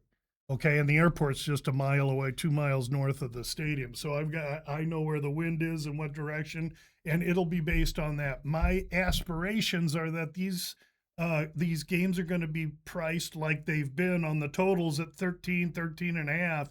And if I can get that wind in, I'm gonna make aggressive positions on unders. But the wind has to be right. And if it's an 11 and a half, then I actually have to work. I want an easy number, not a correct one. Yeah. So we'll see. But that's my approach. My approach is I'm hoping for wind in the teeth for the finals because the market isn't prepared for that. Everybody's hypnotized and thinking that the wind's a non-factor now. Well, it's going to be a factor if I can just get it to blow the right way. What does it say about it being now it's 8 p.m. Eastern, 5 p.m. our time, game 1 on Saturday. So that's 7 in Central Time. That's okay. 7 Central, yep. So it's night game, obviously. The weather's different at night when the sun goes down compared during the day. But then game 2 is a middle of the day game, 2:30 Eastern, so 1:30 Central Time there as well. For that, completely different playing conditions there going into that. Does that favor one of these teams? No, because Oklahoma and North Carolina, it's going to be really hot and humid on that Sunday, the second day, and it's going to be sticky. And if you're sitting in the third base seats, man, you're going to be uncomfortable.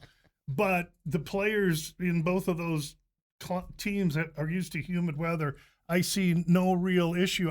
But you got to figure the thunderstorm threat, and this is tornado alley and tornado season in Omaha, and so you just got to watch. But to me, I'm Uncle Lou's a meteorologist. Come Saturday morning, I'm going right to Willie Weather, baby, and I'm going to check it out and see if I can't find a quick and early advantage there. Yeah, it's just interesting how they do a night game, early day game, basically, an afternoon game. And then if there is a game 3, another basically an afternoon game, 4 p.m.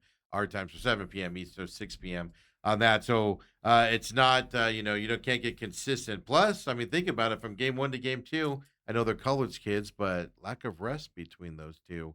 Not for the pitchers, obviously. No, that's what these 2 days are. That's what these 2 days are. They're getting everybody charged. Not only that, Oklahoma and North Carolina both came from winners brackets. They've only played 3 games each. That's the thing. Yeah. They're all both 3-0. They're both fresh. They're both ready. They got no excuses. Yeah, it's going to be fun. It starts Saturday as well for that.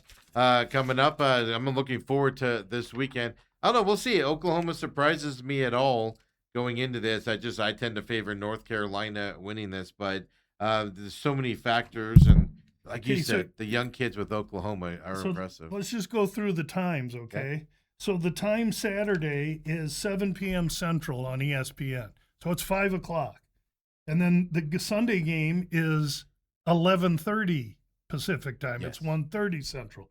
So that's morning. That's going to be height of sun. Yeah, right overhead.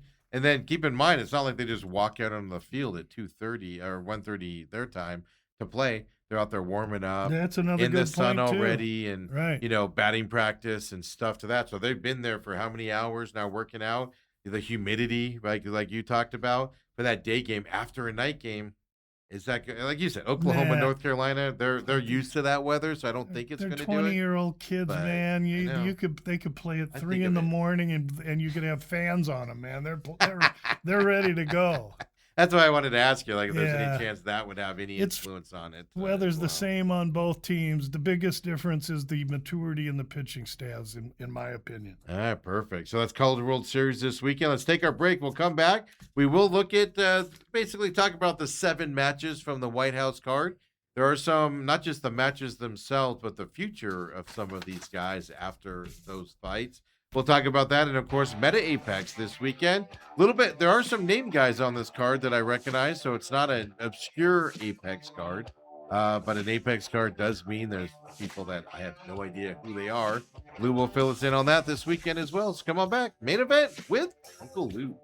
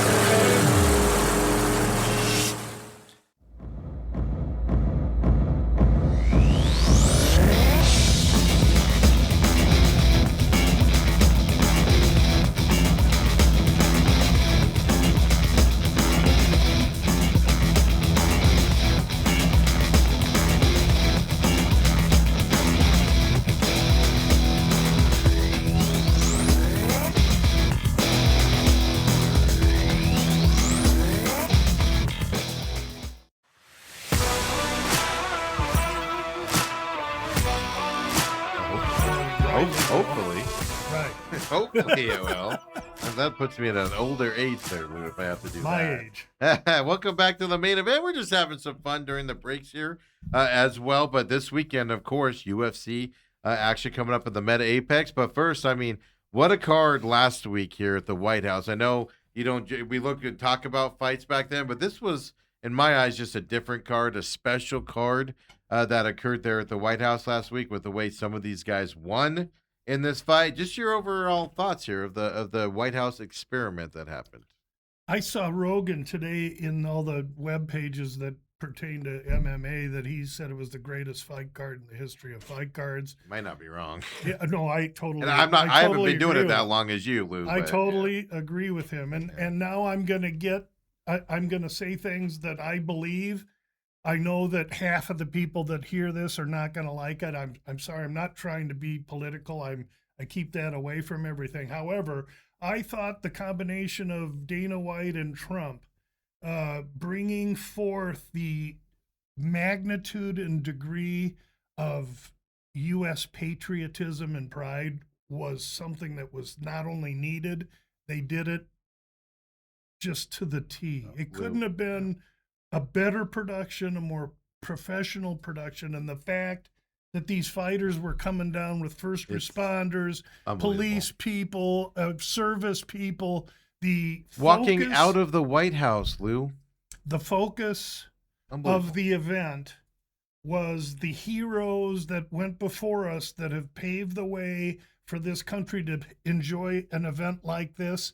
I just couldn't be so more proud to be an American at that, and I am confounded at those that don't think of it like I do, but I do recognize that we all don't have the same thoughts and ideas. I get that. What makes us American is I get to have mine and you get to have yours, and we go from there. So you asked, and I just thought I couldn't have been prouder that night to be an American as well. I couldn't have had a better night gambling, even though I started out my first fight, Stevie Garcia. He had it going. He just needed to stay level-headed, but oh no. Second round, but it turned quickly on him with Lopez, man. I mean, it turned because Stevie said, I'm going to stand with you instead of keep distance and using that jab. I put a tweet out when that fight happened. Of course, delayed for about, 45 minutes because of storms rolling through the area and stuff. And so I actually tuned into that fight a little bit into the first round, not realizing it had already started. And even then, I was like, oh, this is a good evenly matched. And I mean, it went quick where it went toward Lopez. But if that's the way you want to start a fight card, I'm okay with that every day of the week. That was an unbelievable fight to begin with. Lopez getting that KO, of course, and his hair's all flopping around. It just cracks me up a little bit. He's a fade, man. He's a pure fade. Is he? He's a pure fade. Yeah, because he's dangerous. He gets hit in both of his John Silva in this one. He's getting beat. He's getting tagged. He starts slow, and then the other fighter makes a mistake, and Lopez, who has power and willingness, finds him. Okay, live by that sword, die by that sword. Well, his last fight, he broke both his feet. He ended up losing that because he got beat up pretty bad, and then he broke both of his feet in it and was still able to finish it. I think that's what his toughness is. What I like about him. Dude's a warrior. And stuff like that. It's amazing. He's a Mexican. Well, first of all, he's a Brazilian, but he trains in Mexico. To me, the Mexican fighter, there's nothing tougher. Period. Yeah, and he's definitely one of those guys. But that's how the night gets started there. Yeah. Then you go to Bo Nickel and finish, by the way. Oh, yes. Oh, yeah. Well, every fight. All of them. Every fight a finish. All of them. And the way some of these finish, you were just like, that shouldn't be allowed on the White House grounds. That was just a brutal. We haven't seen that since the American Revolution back in the 1800s, Lou. Well, look at Steve pressing some history on us. I don't even know. Somebody's going to go, it was American Revolution. Was that? And I'm like, all right, whatever. Right. You get what I'm trying to say. I got Bo Nickel and Dacus here battling it out. KO again. I took Nickel fight to start round 2. And about 35 seconds into this fight, I went, that's the loser. And it ended up being it. Round 1, KO there for Nickel. Yeah. So your thoughts on Nickel? Yeah, he did what he was supposed to do. Remember, we had Nickel, Hokett, O'Malley, Gaethje, 13-1. So that one there was the closest one, and Nickel was 3 1/4. So that's the one that maybe gave people the most trepidation, but not really, because Daukaus isn't to Nickel's level. Nickel was there. He's a friend of he plays golf with President Trump. Come on. There were setup fights on this card, and the 3 I just mentioned were setup fights, and we were set up. Yeah. Yeah, I was just like, oh, this will go to round 2 before you finish him. Not even close on that one. Then you got Hoofy against Michael Chandler in this one, round 1. They at least gave us most of the first round here before the knockouts happened. But Hoofy getting that to win there. Just my big question on these ones here, setup fights like you said and things. Anything change your mind about any of these guys that are knocking out like Hoofy against Chandler at all? The only thing that changed my mind is that I'm an idiot for taking a small piece on Chandler, who just simply refuses to fight with any IQ. He's 40. He should be out. God bless him. He's a great dad and family man. I wish him all the best, but get him out of the organization. He fought a terribly stupid fight, and you don't fight Hoofy like that, or you're going to end up in the same situation. Going to end up knocked down. Derek Lewis. My fears about Derek Lewis were pretty obvious at the beginning of this fight against Hokett. Hokett here in this one, just a complete mismatch. Lewis he's just not physically fit. I don't think he knows what a treadmill is. Stuff like that. But well, he never has. He's never had to, but he's 40 now. He's relied on his power. He was there as a setup for Hokett. He got his job done. Hokett got his job done. So then now we got Nickel. Now we got Hokett. Yep. Then we go to the next. Then you got Sean O'Malley, local kid, of course, fights up there and trains up there at the MMA lab for Sean O'Malley against a hobby. I wasn't a big fan of O'Malley 4 or 5 fights ago now or so. Just wasn't a big fan of his, but man, he's won me over with the way he's been fighting lately. This is a kid that could have just hung it up and gotten money and gotten out of this fight game as a rich man. But he wants this, and he's still working on his game, which actually impresses me a lot. Well, he first of all, he trains at Red Hawk with Tim Welch, which is a complex that's on, I believe, the O'Malley compound in West Phoenix that he purchased. He's still friends with the lab, and they interact quite a bit, which is great. And I'm not that I'm trying to correct you. No, you're right. I forgot he has his own place. Accurate for Tim Welch and Sean. He used to be up in MMA lab. He used to be at the lab, and they're great friends still. They get along well. Of course, John Crouch at the lab, he's a pro. But this was another clear mismatch. This was a setup fight. O'Malley knew that. He was asking for Petr Yan. Yan didn't want any part of him. He's asking afterwards. Yeah, so he liked the fight. Where's Yan? Come on, man. And yet Davalishvili deserves another crack at Jan. So, the champ's enjoying everybody screaming for him while he eats grapes and, sits in the Mediterranean.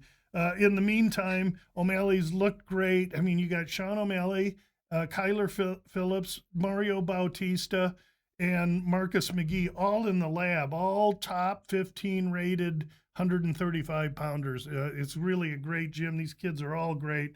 And O'Malley is really the superstar.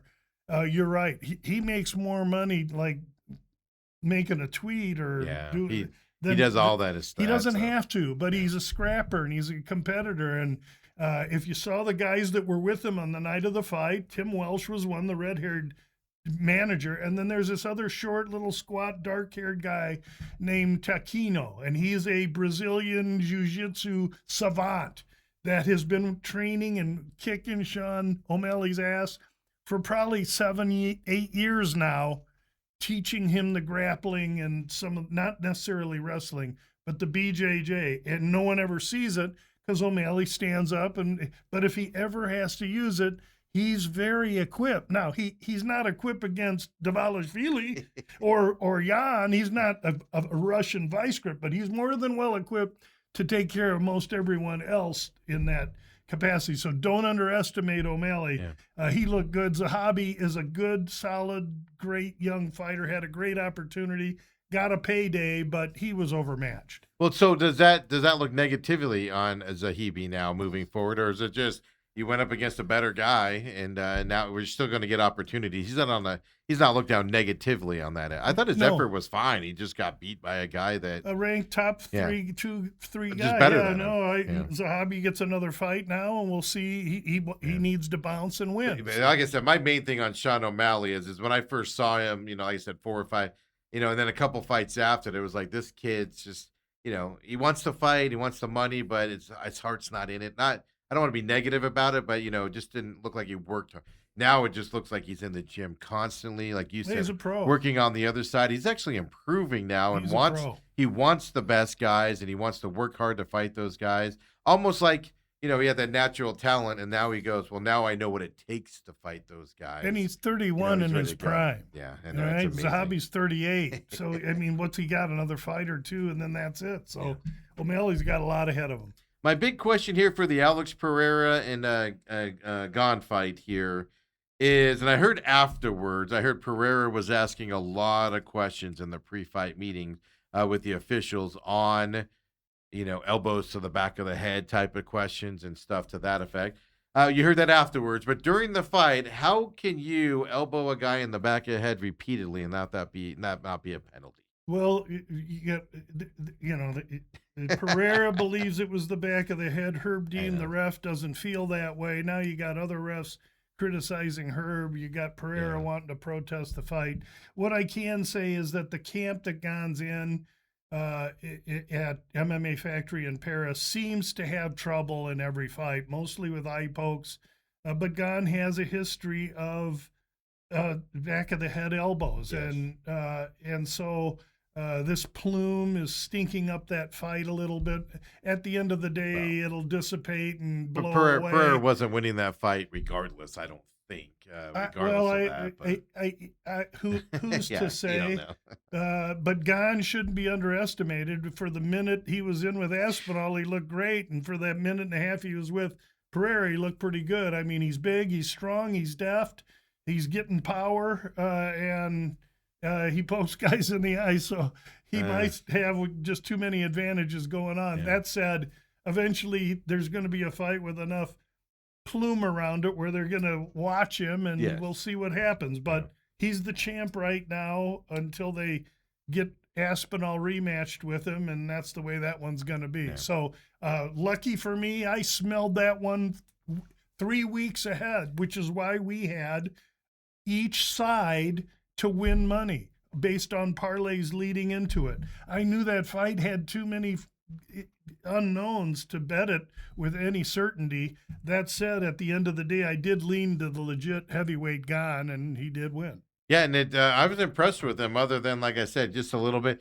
You could argue some of those elbows were the side of the head, but they were close enough where, the knees protection. If you want to, It just drives me nuts when people talk about safety, and you're watching that happen, and you're like, well, the other thing I'll say is, you know what? If you're a UFC fighter, don't be with be on your hands, knees, and elbows like this on the ground, leaving the back of your neck is the only thing exposed.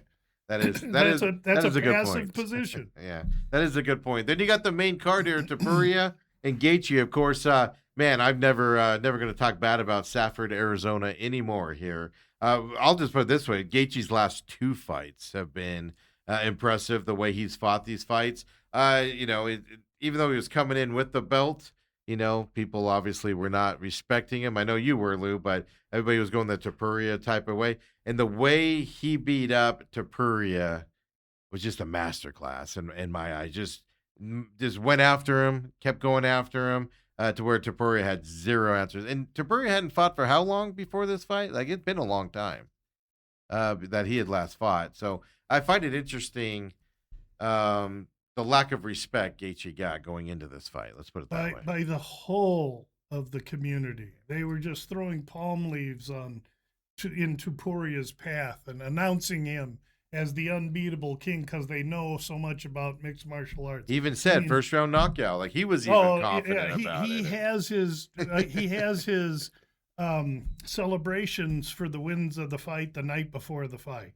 I mean, if you looked at how they were going into it, Topuria, smug, cocky little guy, and Gaethje standing there in the White House reading the Independence. An American kid, all-American kid, had his family there. All he wants to do is go there and win for America. He knew he represented America. Never was the card stacked so perfectly for Gaethje outside of the time he fought Tony Ferguson. That's another story. But here he is, and he gets his, and he used, it was 1-2, 1-2, 1-2. The left jab is what took Topuria's right. Early on, you saw him do this. He was all freaked out, and it was the jab. And when Topuria got a little worried about the jab, Gaethje came with that right hand. And then he damaged the other, so the left side of Topuria's, both of his eye sockets are broke. His nose is broken. He's got a crack on his jaw.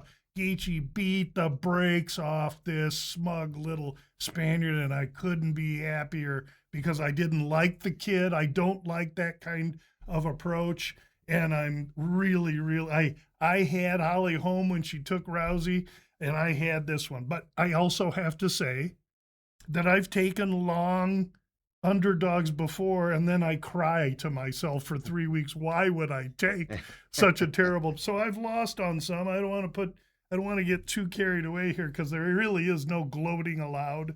But if Gaethje at 5-1, I mean, we had him 6-1 inside the distance. That made that parlay 13-1. That forgives a lot of sins, baby, when you hit a 13-1 or so. Yeah, absolutely. He ended up closing plus 380 before this fight. So.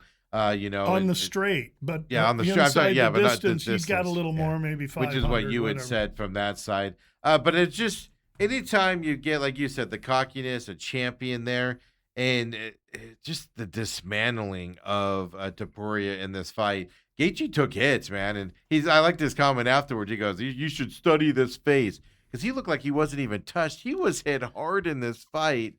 A lot, and his face didn't show it at all. Yeah, and then you look across the aisle, and Topuria's face is just... He didn't get hit in the face that hard. What hurt Gaethje in the second round is that body attack, and Topuria made a fatal mistake when he had him hurt, and Gaethje put his left elbow down and went down to the right side here.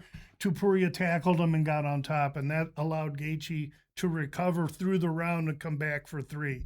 If Topuria backs off and makes him stand up and goes back to bodies, he could have finished the fight. Yeah. Oh, yeah, because I thought Gaethje might have been done in that second, the way he was reacting. That's how tough that dude. If you've ever taken a liver shot, you know how real they are. He fought through that. I'm telling you, the dude was not going to be denied in the White House long. Yeah. I saw a slow-mo of one of Gaethje's knees to Topuria's side. Yeah, that cracked 3 ribs. Oh, my goodness. The ribs were like halfway across his body. He has 3 cracked ribs, yes. That's from that knee. He's still fighting, and I saw the slow-mo of it.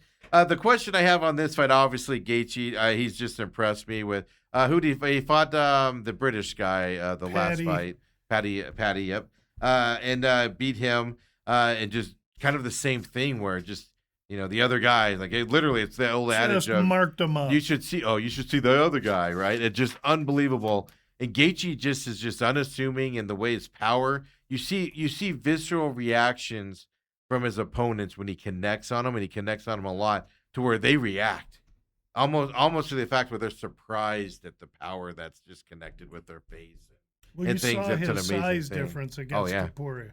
Well, that's the thing. Topuria came down to fight in this? No, he was a he went 45 champ. Okay. He went up because he's Mr. Freaking, But can't get beat guy. my question on this is obviously Topuria's eyes were just jacked up. In one round, they said he can't see out of his eye. They asked him. He says, I want to continue.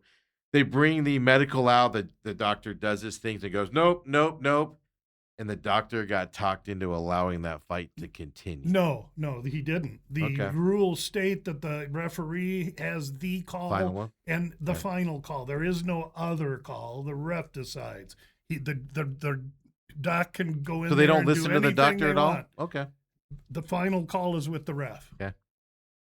Yeah, because that was fast. It's not a good look when the doctor's like, this ain't happening. Two doctors are like, and then they're like, all right, continue on. Let's go. But they did have an interesting point on the broadcast as well that added an extra minute of rest time between rounds. So even though I don't think they should have continued it, but then they gave him extra time to recover to come back in and more be beating. Well, that's what ended up happening. That's but right. That's also where that kind of was like, well, that's also kind of so. Forget about fighting in that injured state, but then also the extra rest time while they're trying to decide.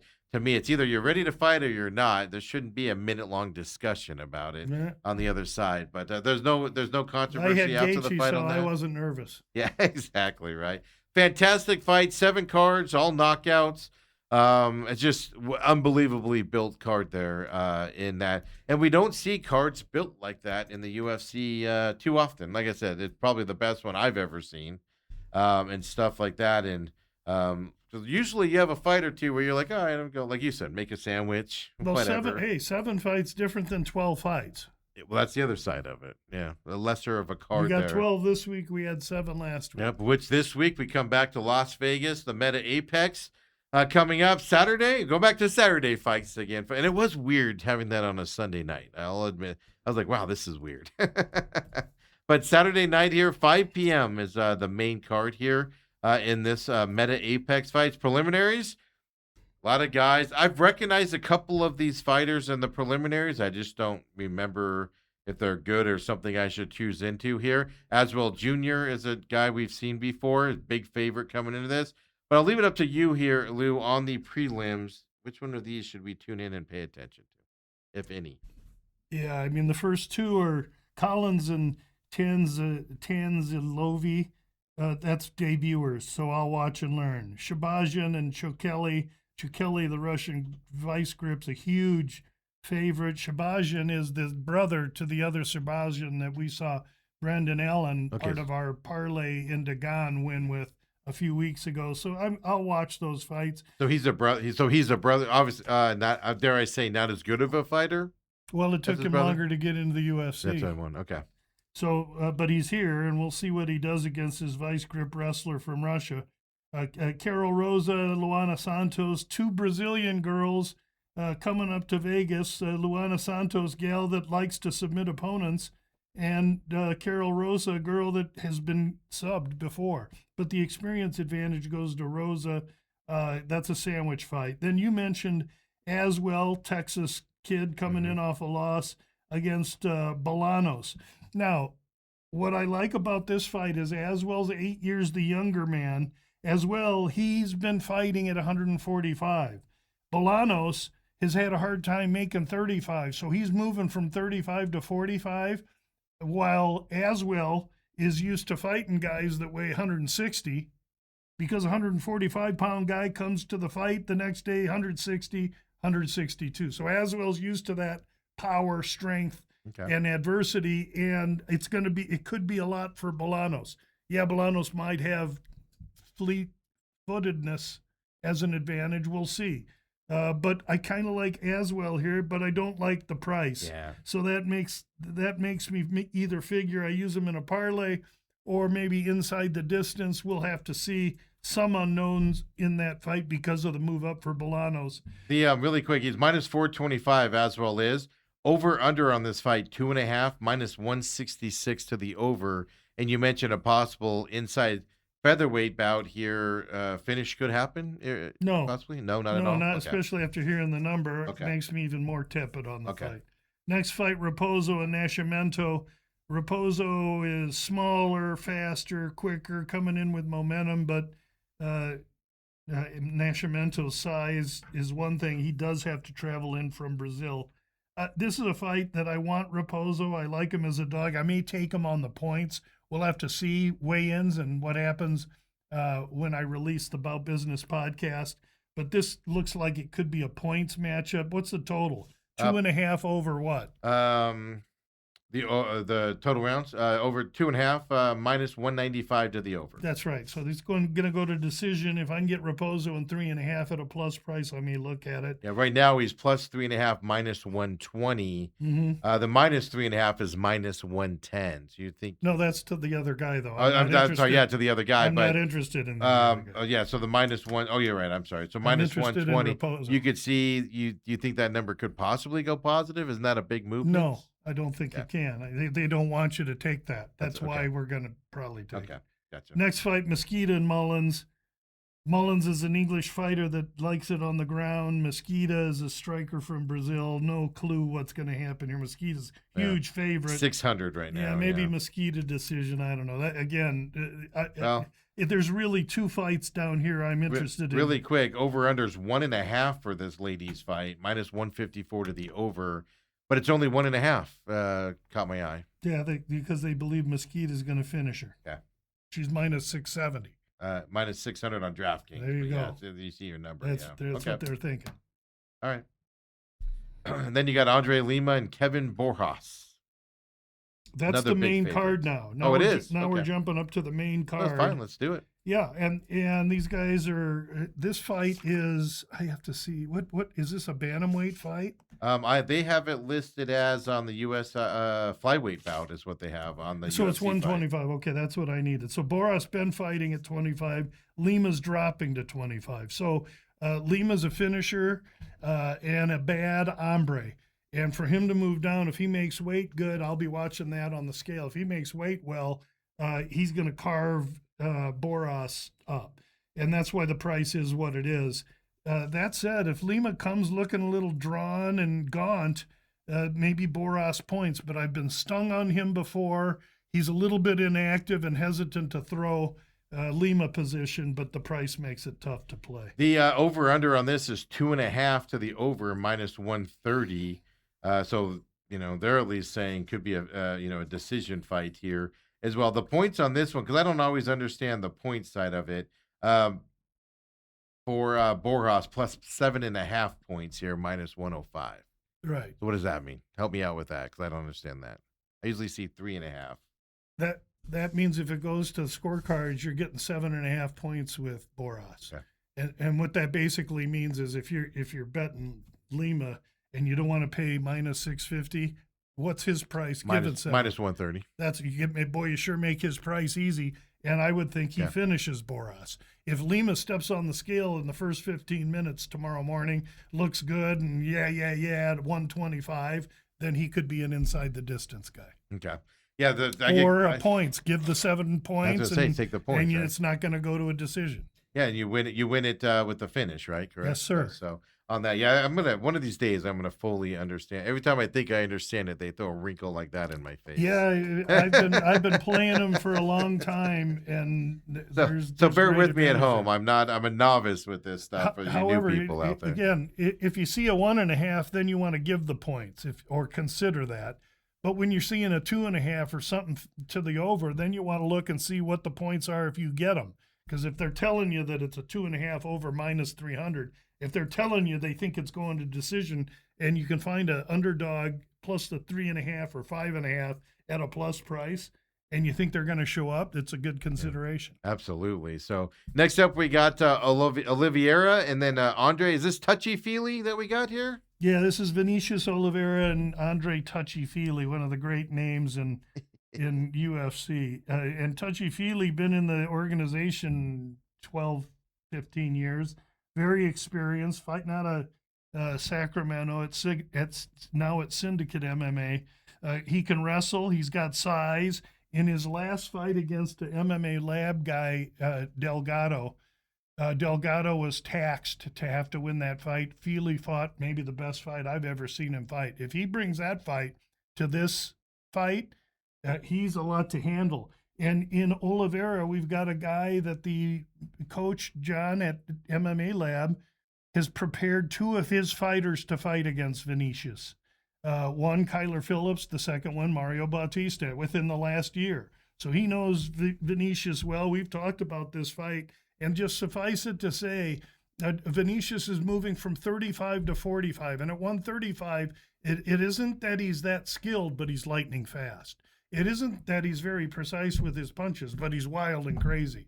And so he's got a lot to learn, and he's moving up against a heavy veteran, moving up weight. Feely's used to fighting guys at 162. Vinicius just a bully. This is a great, great spot for Andre Touchy Feely. What was the opening number on this? Right now on DraftKings, Oliveira's minus 310. Feely's plus 250. Has the line moved a ton on this one? Yeah, it opened Vinicius minus 350, Feely plus 285. So it's moving Feely's way. A little bit. Yeah, tiny bit. Yeah, tiny bit into that. Then you got a featherweight bout here between Armenian and a Kazakhstan fighter here. Battling it out here with Magomedov. And we'll call him Melsik B. Melsik Bagdasaryan. Bagdasaryan is a pillow-handed fighter at 145 that's 34 years old, hardly fights, and after this fight will probably be out of the organization. He's fighting the kid Magomedov, is a Russian off the Contender Series, comes a huge favorite. He's a finisher, uses that vice grip wrestling, 8 years younger. Magomedov turned the page. Then you got Hyder Amil and Christian Rodriguez, a featherweight bout here in this one. Another featherweight bout. You know, all these Apex fights are under 170. There's only 2 of the 12 above 170. So we're getting small kids at the Apex, and it makes sense. Anyway, Amil and Rodriguez. Rodriguez is the younger guy by 8 years, 28 years old. And so he's got feet, he's got wrestling, he's well-rounded, he's very good. But he enters after losing his last 2, one to Feely, one to Costa, one against Basha a few fights ago. Amil also has lost his last 2, and one of them was to Delgado at the lab. But Amil, at 36 years old, has said that his last 2 fights were affected by some kind of health malady. And so he's coming out here focused. I've heard that if I had a nickel every time I heard that, I'd be Warren Buffett. But that said, I like Amil a little bit here. He rarely gets to be the bigger guy in a fight. He's going to be the bigger, stronger guy here. And Rodriguez, though he has a wrestling game, if Amil can keep this standing, I think he can touch Christian Rodriguez up. I like Amil here a little bit. Yeah, right now, Amil's plus 154 on the line. Over-under is 2.5 minus 175 to the over in terms of the total rounds. Just based off of what you had said there, mentioned that. Yeah, they see a competitive. It sets up to be a competitive fight. You know, a very competitive fight. Again, what's Amil points? Amil points is probably plus 3.5 minus 145. They don't want you taking that one either. Yeah, they want you to run from. So maybe you take that and parlay it with our boy Raposo in both points, and you hope for close decisions. You get those decisions. Then you got Cutelaba and Navajo Sterling here in another light heavyweight bout here on this card. Yeah, Ian Cutelaba, very experienced Moldavian fighter, and he comes out painted green like the Hulk. When he was younger, now he's just a good fighter, and he's in it now to stay in the organization and keep earning. So he takes his career seriously. However, he's in against a guy going to be 3 inches taller, 4 years younger, and have 4-inch reach advantage over him. Sterling comes in from Australia, so he's going to have size. And I think Cutelaba here going to try and submit Sterling, and Sterling going to try and keep it standing, which is Cutelaba's got some power, but he'll be the shorter guy trying to enter the pocket. There's a reason Sterling is the favorite here. I do like Cutelaba a little bit on the price. If I were to take him, it would be maybe bubblegum money on a Kudalaba finish.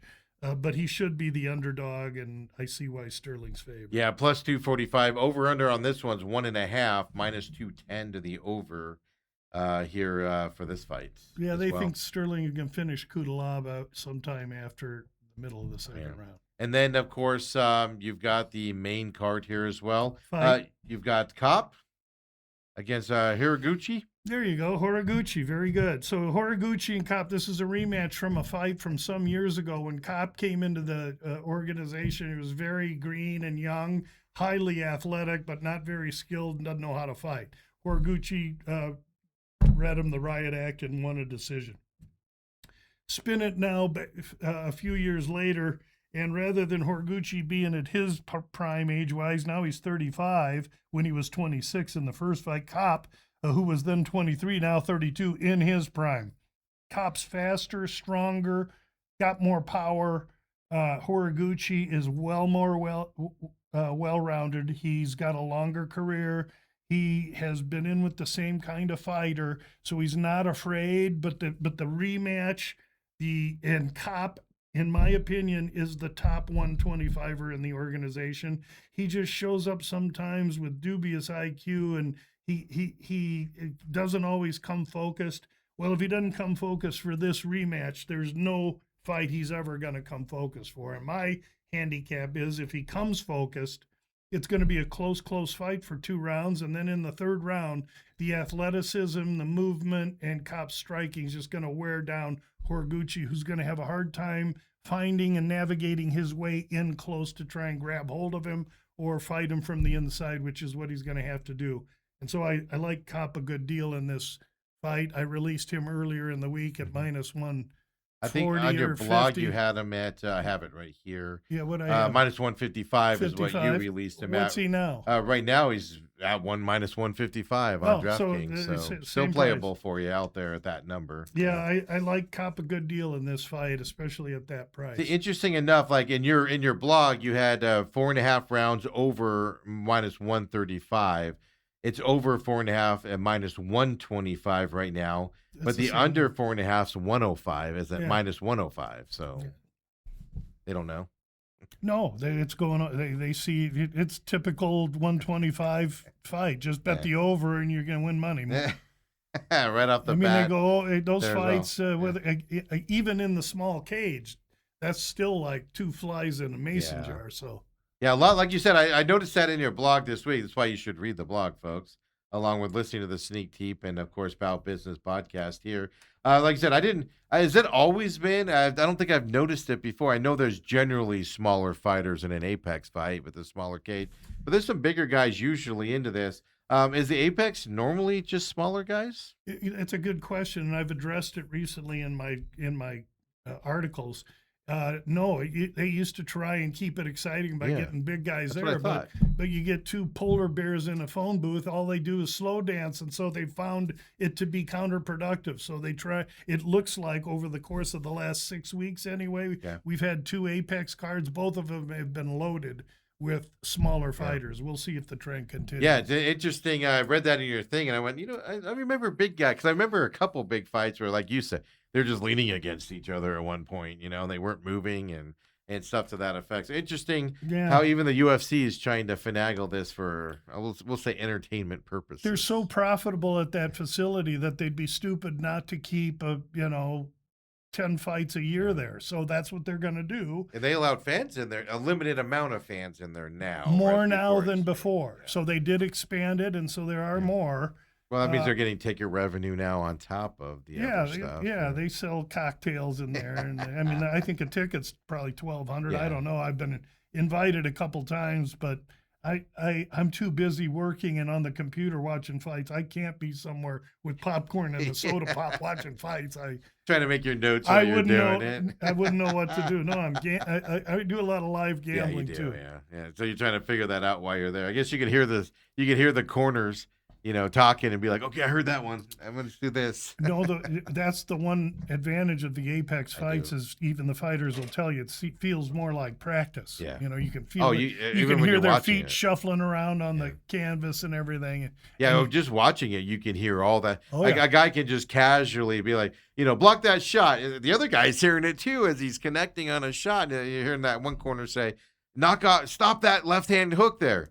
And so they're both hearing it. Sometimes the fighter will bark back at the corner like Davalishvili has done. And so, Steve, what that tells me is Steve's watching and paying attention. That's great. We made a UFC fan out of Steve in 2 years. I enjoy it. Now, the White House card, I had to go back and rewatch it with the sound. I had to watch it with the sound off because I was doing my Rattlers duties and stuff. And everything. So I had to go back later on. I saw the main event live. The music was great. And stuff like that. So I had to go back and watch it live. But generally, I sit there, Lou. I plan, you can ask Autumn. I sit there and go, hey, UFC starts at this time. I got to sit there and have a pad and paper in front of me and I make my notes. Who doesn't like to watch competitive good fights? Well, that's the thing. As long as I'm still at that early stage where there's some fights where I'm just like, all right, I'm gonna go mow the lawn. Right, go make a Sammy. Go get yourself a nice cold beverage. This one's a dud. I'm gonna get out, and then I come back and somebody's laying on the ground unconscious, and I'm like, what just happened? So that is the other side I've learned is don't give up on them early. That's true. When they go, but hey, I know it's a letdown this week with the Meta Apex in terms of what we saw last week. But there's a lot of, as you were going through it actually and talking, I was like, oh, I know more of these fighters. This is the first Apex card where I actually know a lot of the fighters on here compared to before. And Steve, profit's profit. I never know when I'm going to have a big night or not. I didn't know what would happen last week. You know what I'm saying? Especially if you knew, you'd be a rich man. And so you got to approach each one respectfully. Yeah. But I will say my selections are going down this week. I'm going to have probably only 3. Yeah, three on that side. And we'll see. Try and hit 2 and 1, make a little money, knock that deficit down, keep going. Sometimes in business, it's the 17th of the month, and I just paid the electric bill, I paid my rent, I paid the trash men, and so I'm showing a deficit that day. Looks bad, but at the end of the month, we had income come in throughout and by the end of the month, you're looking okay. If you're running a business, you can't get upset over a lost week or 2. You got to know that you just keep grinding it out. Over the course of time, you'll be okay. But you have to minimize loss as much as you have to maximize your profit, just like any business does. Yeah, and then just to look ahead here, next week, so this week's Meta Apex next week is over in Azerbaijan. Oh, yes, that's right. Yeah, that's the 9 a.m. main card here. Coming up next week, 9 a.m. main card here. Baby, they're going to have us on our toes, Stevie boy. It's not as early as that one that started at 1 in the morning. Who's that main fight? That is Fizev and Torres. Fazeev that's and right. who? Torres? Manuel Torres. Oh, baby, that's going to be a striking match. That should be awesome. And then there's an off week for July 4th. And then if it's still going to happen, Connor. Yeah, Connor and Holloway, too, coming up. We'll see. After that. So I know we're still all waiting. Interesting enough, the fight after that one, July 18th, I know we're going out here, Oklahoma City, to be determined as the main event on that card on the UFC's fight right now as well. So that's the Cannonier Leroy Duncan fight that I'm assuming is the main event, right? But they have it listed as TBD. God, they give Jared Cannonier just but they have the final one as TBD still. But that is that fight. I'm like, why wouldn't that be the main event? It might be. They just haven't put it into that stat unless they have something working behind the scenes. Who knows? Dana White and his little shenanigans. That's 4 weeks out right now. I'm worried about Cop and Horiguchi, bro. Well, Lou, have a great weekend. Thanks, we'll Steve-o. see you next week, of course, for everybody else. We're off for the next 3 days. We'll be back on Monday. Come and join us then, of course, after your weekend. Everybody have a great weekend. Enjoy your Father's Day, everybody, for those of you that are fathers. And I think, Sunday. I don't have to cook. The kids come over and cook? I don't know. Somebody cooks? Better One be day. something good for Uncle Lou. You better take care of him. We'll see y'all next week. Everybody have a great weekend. See you on Monday.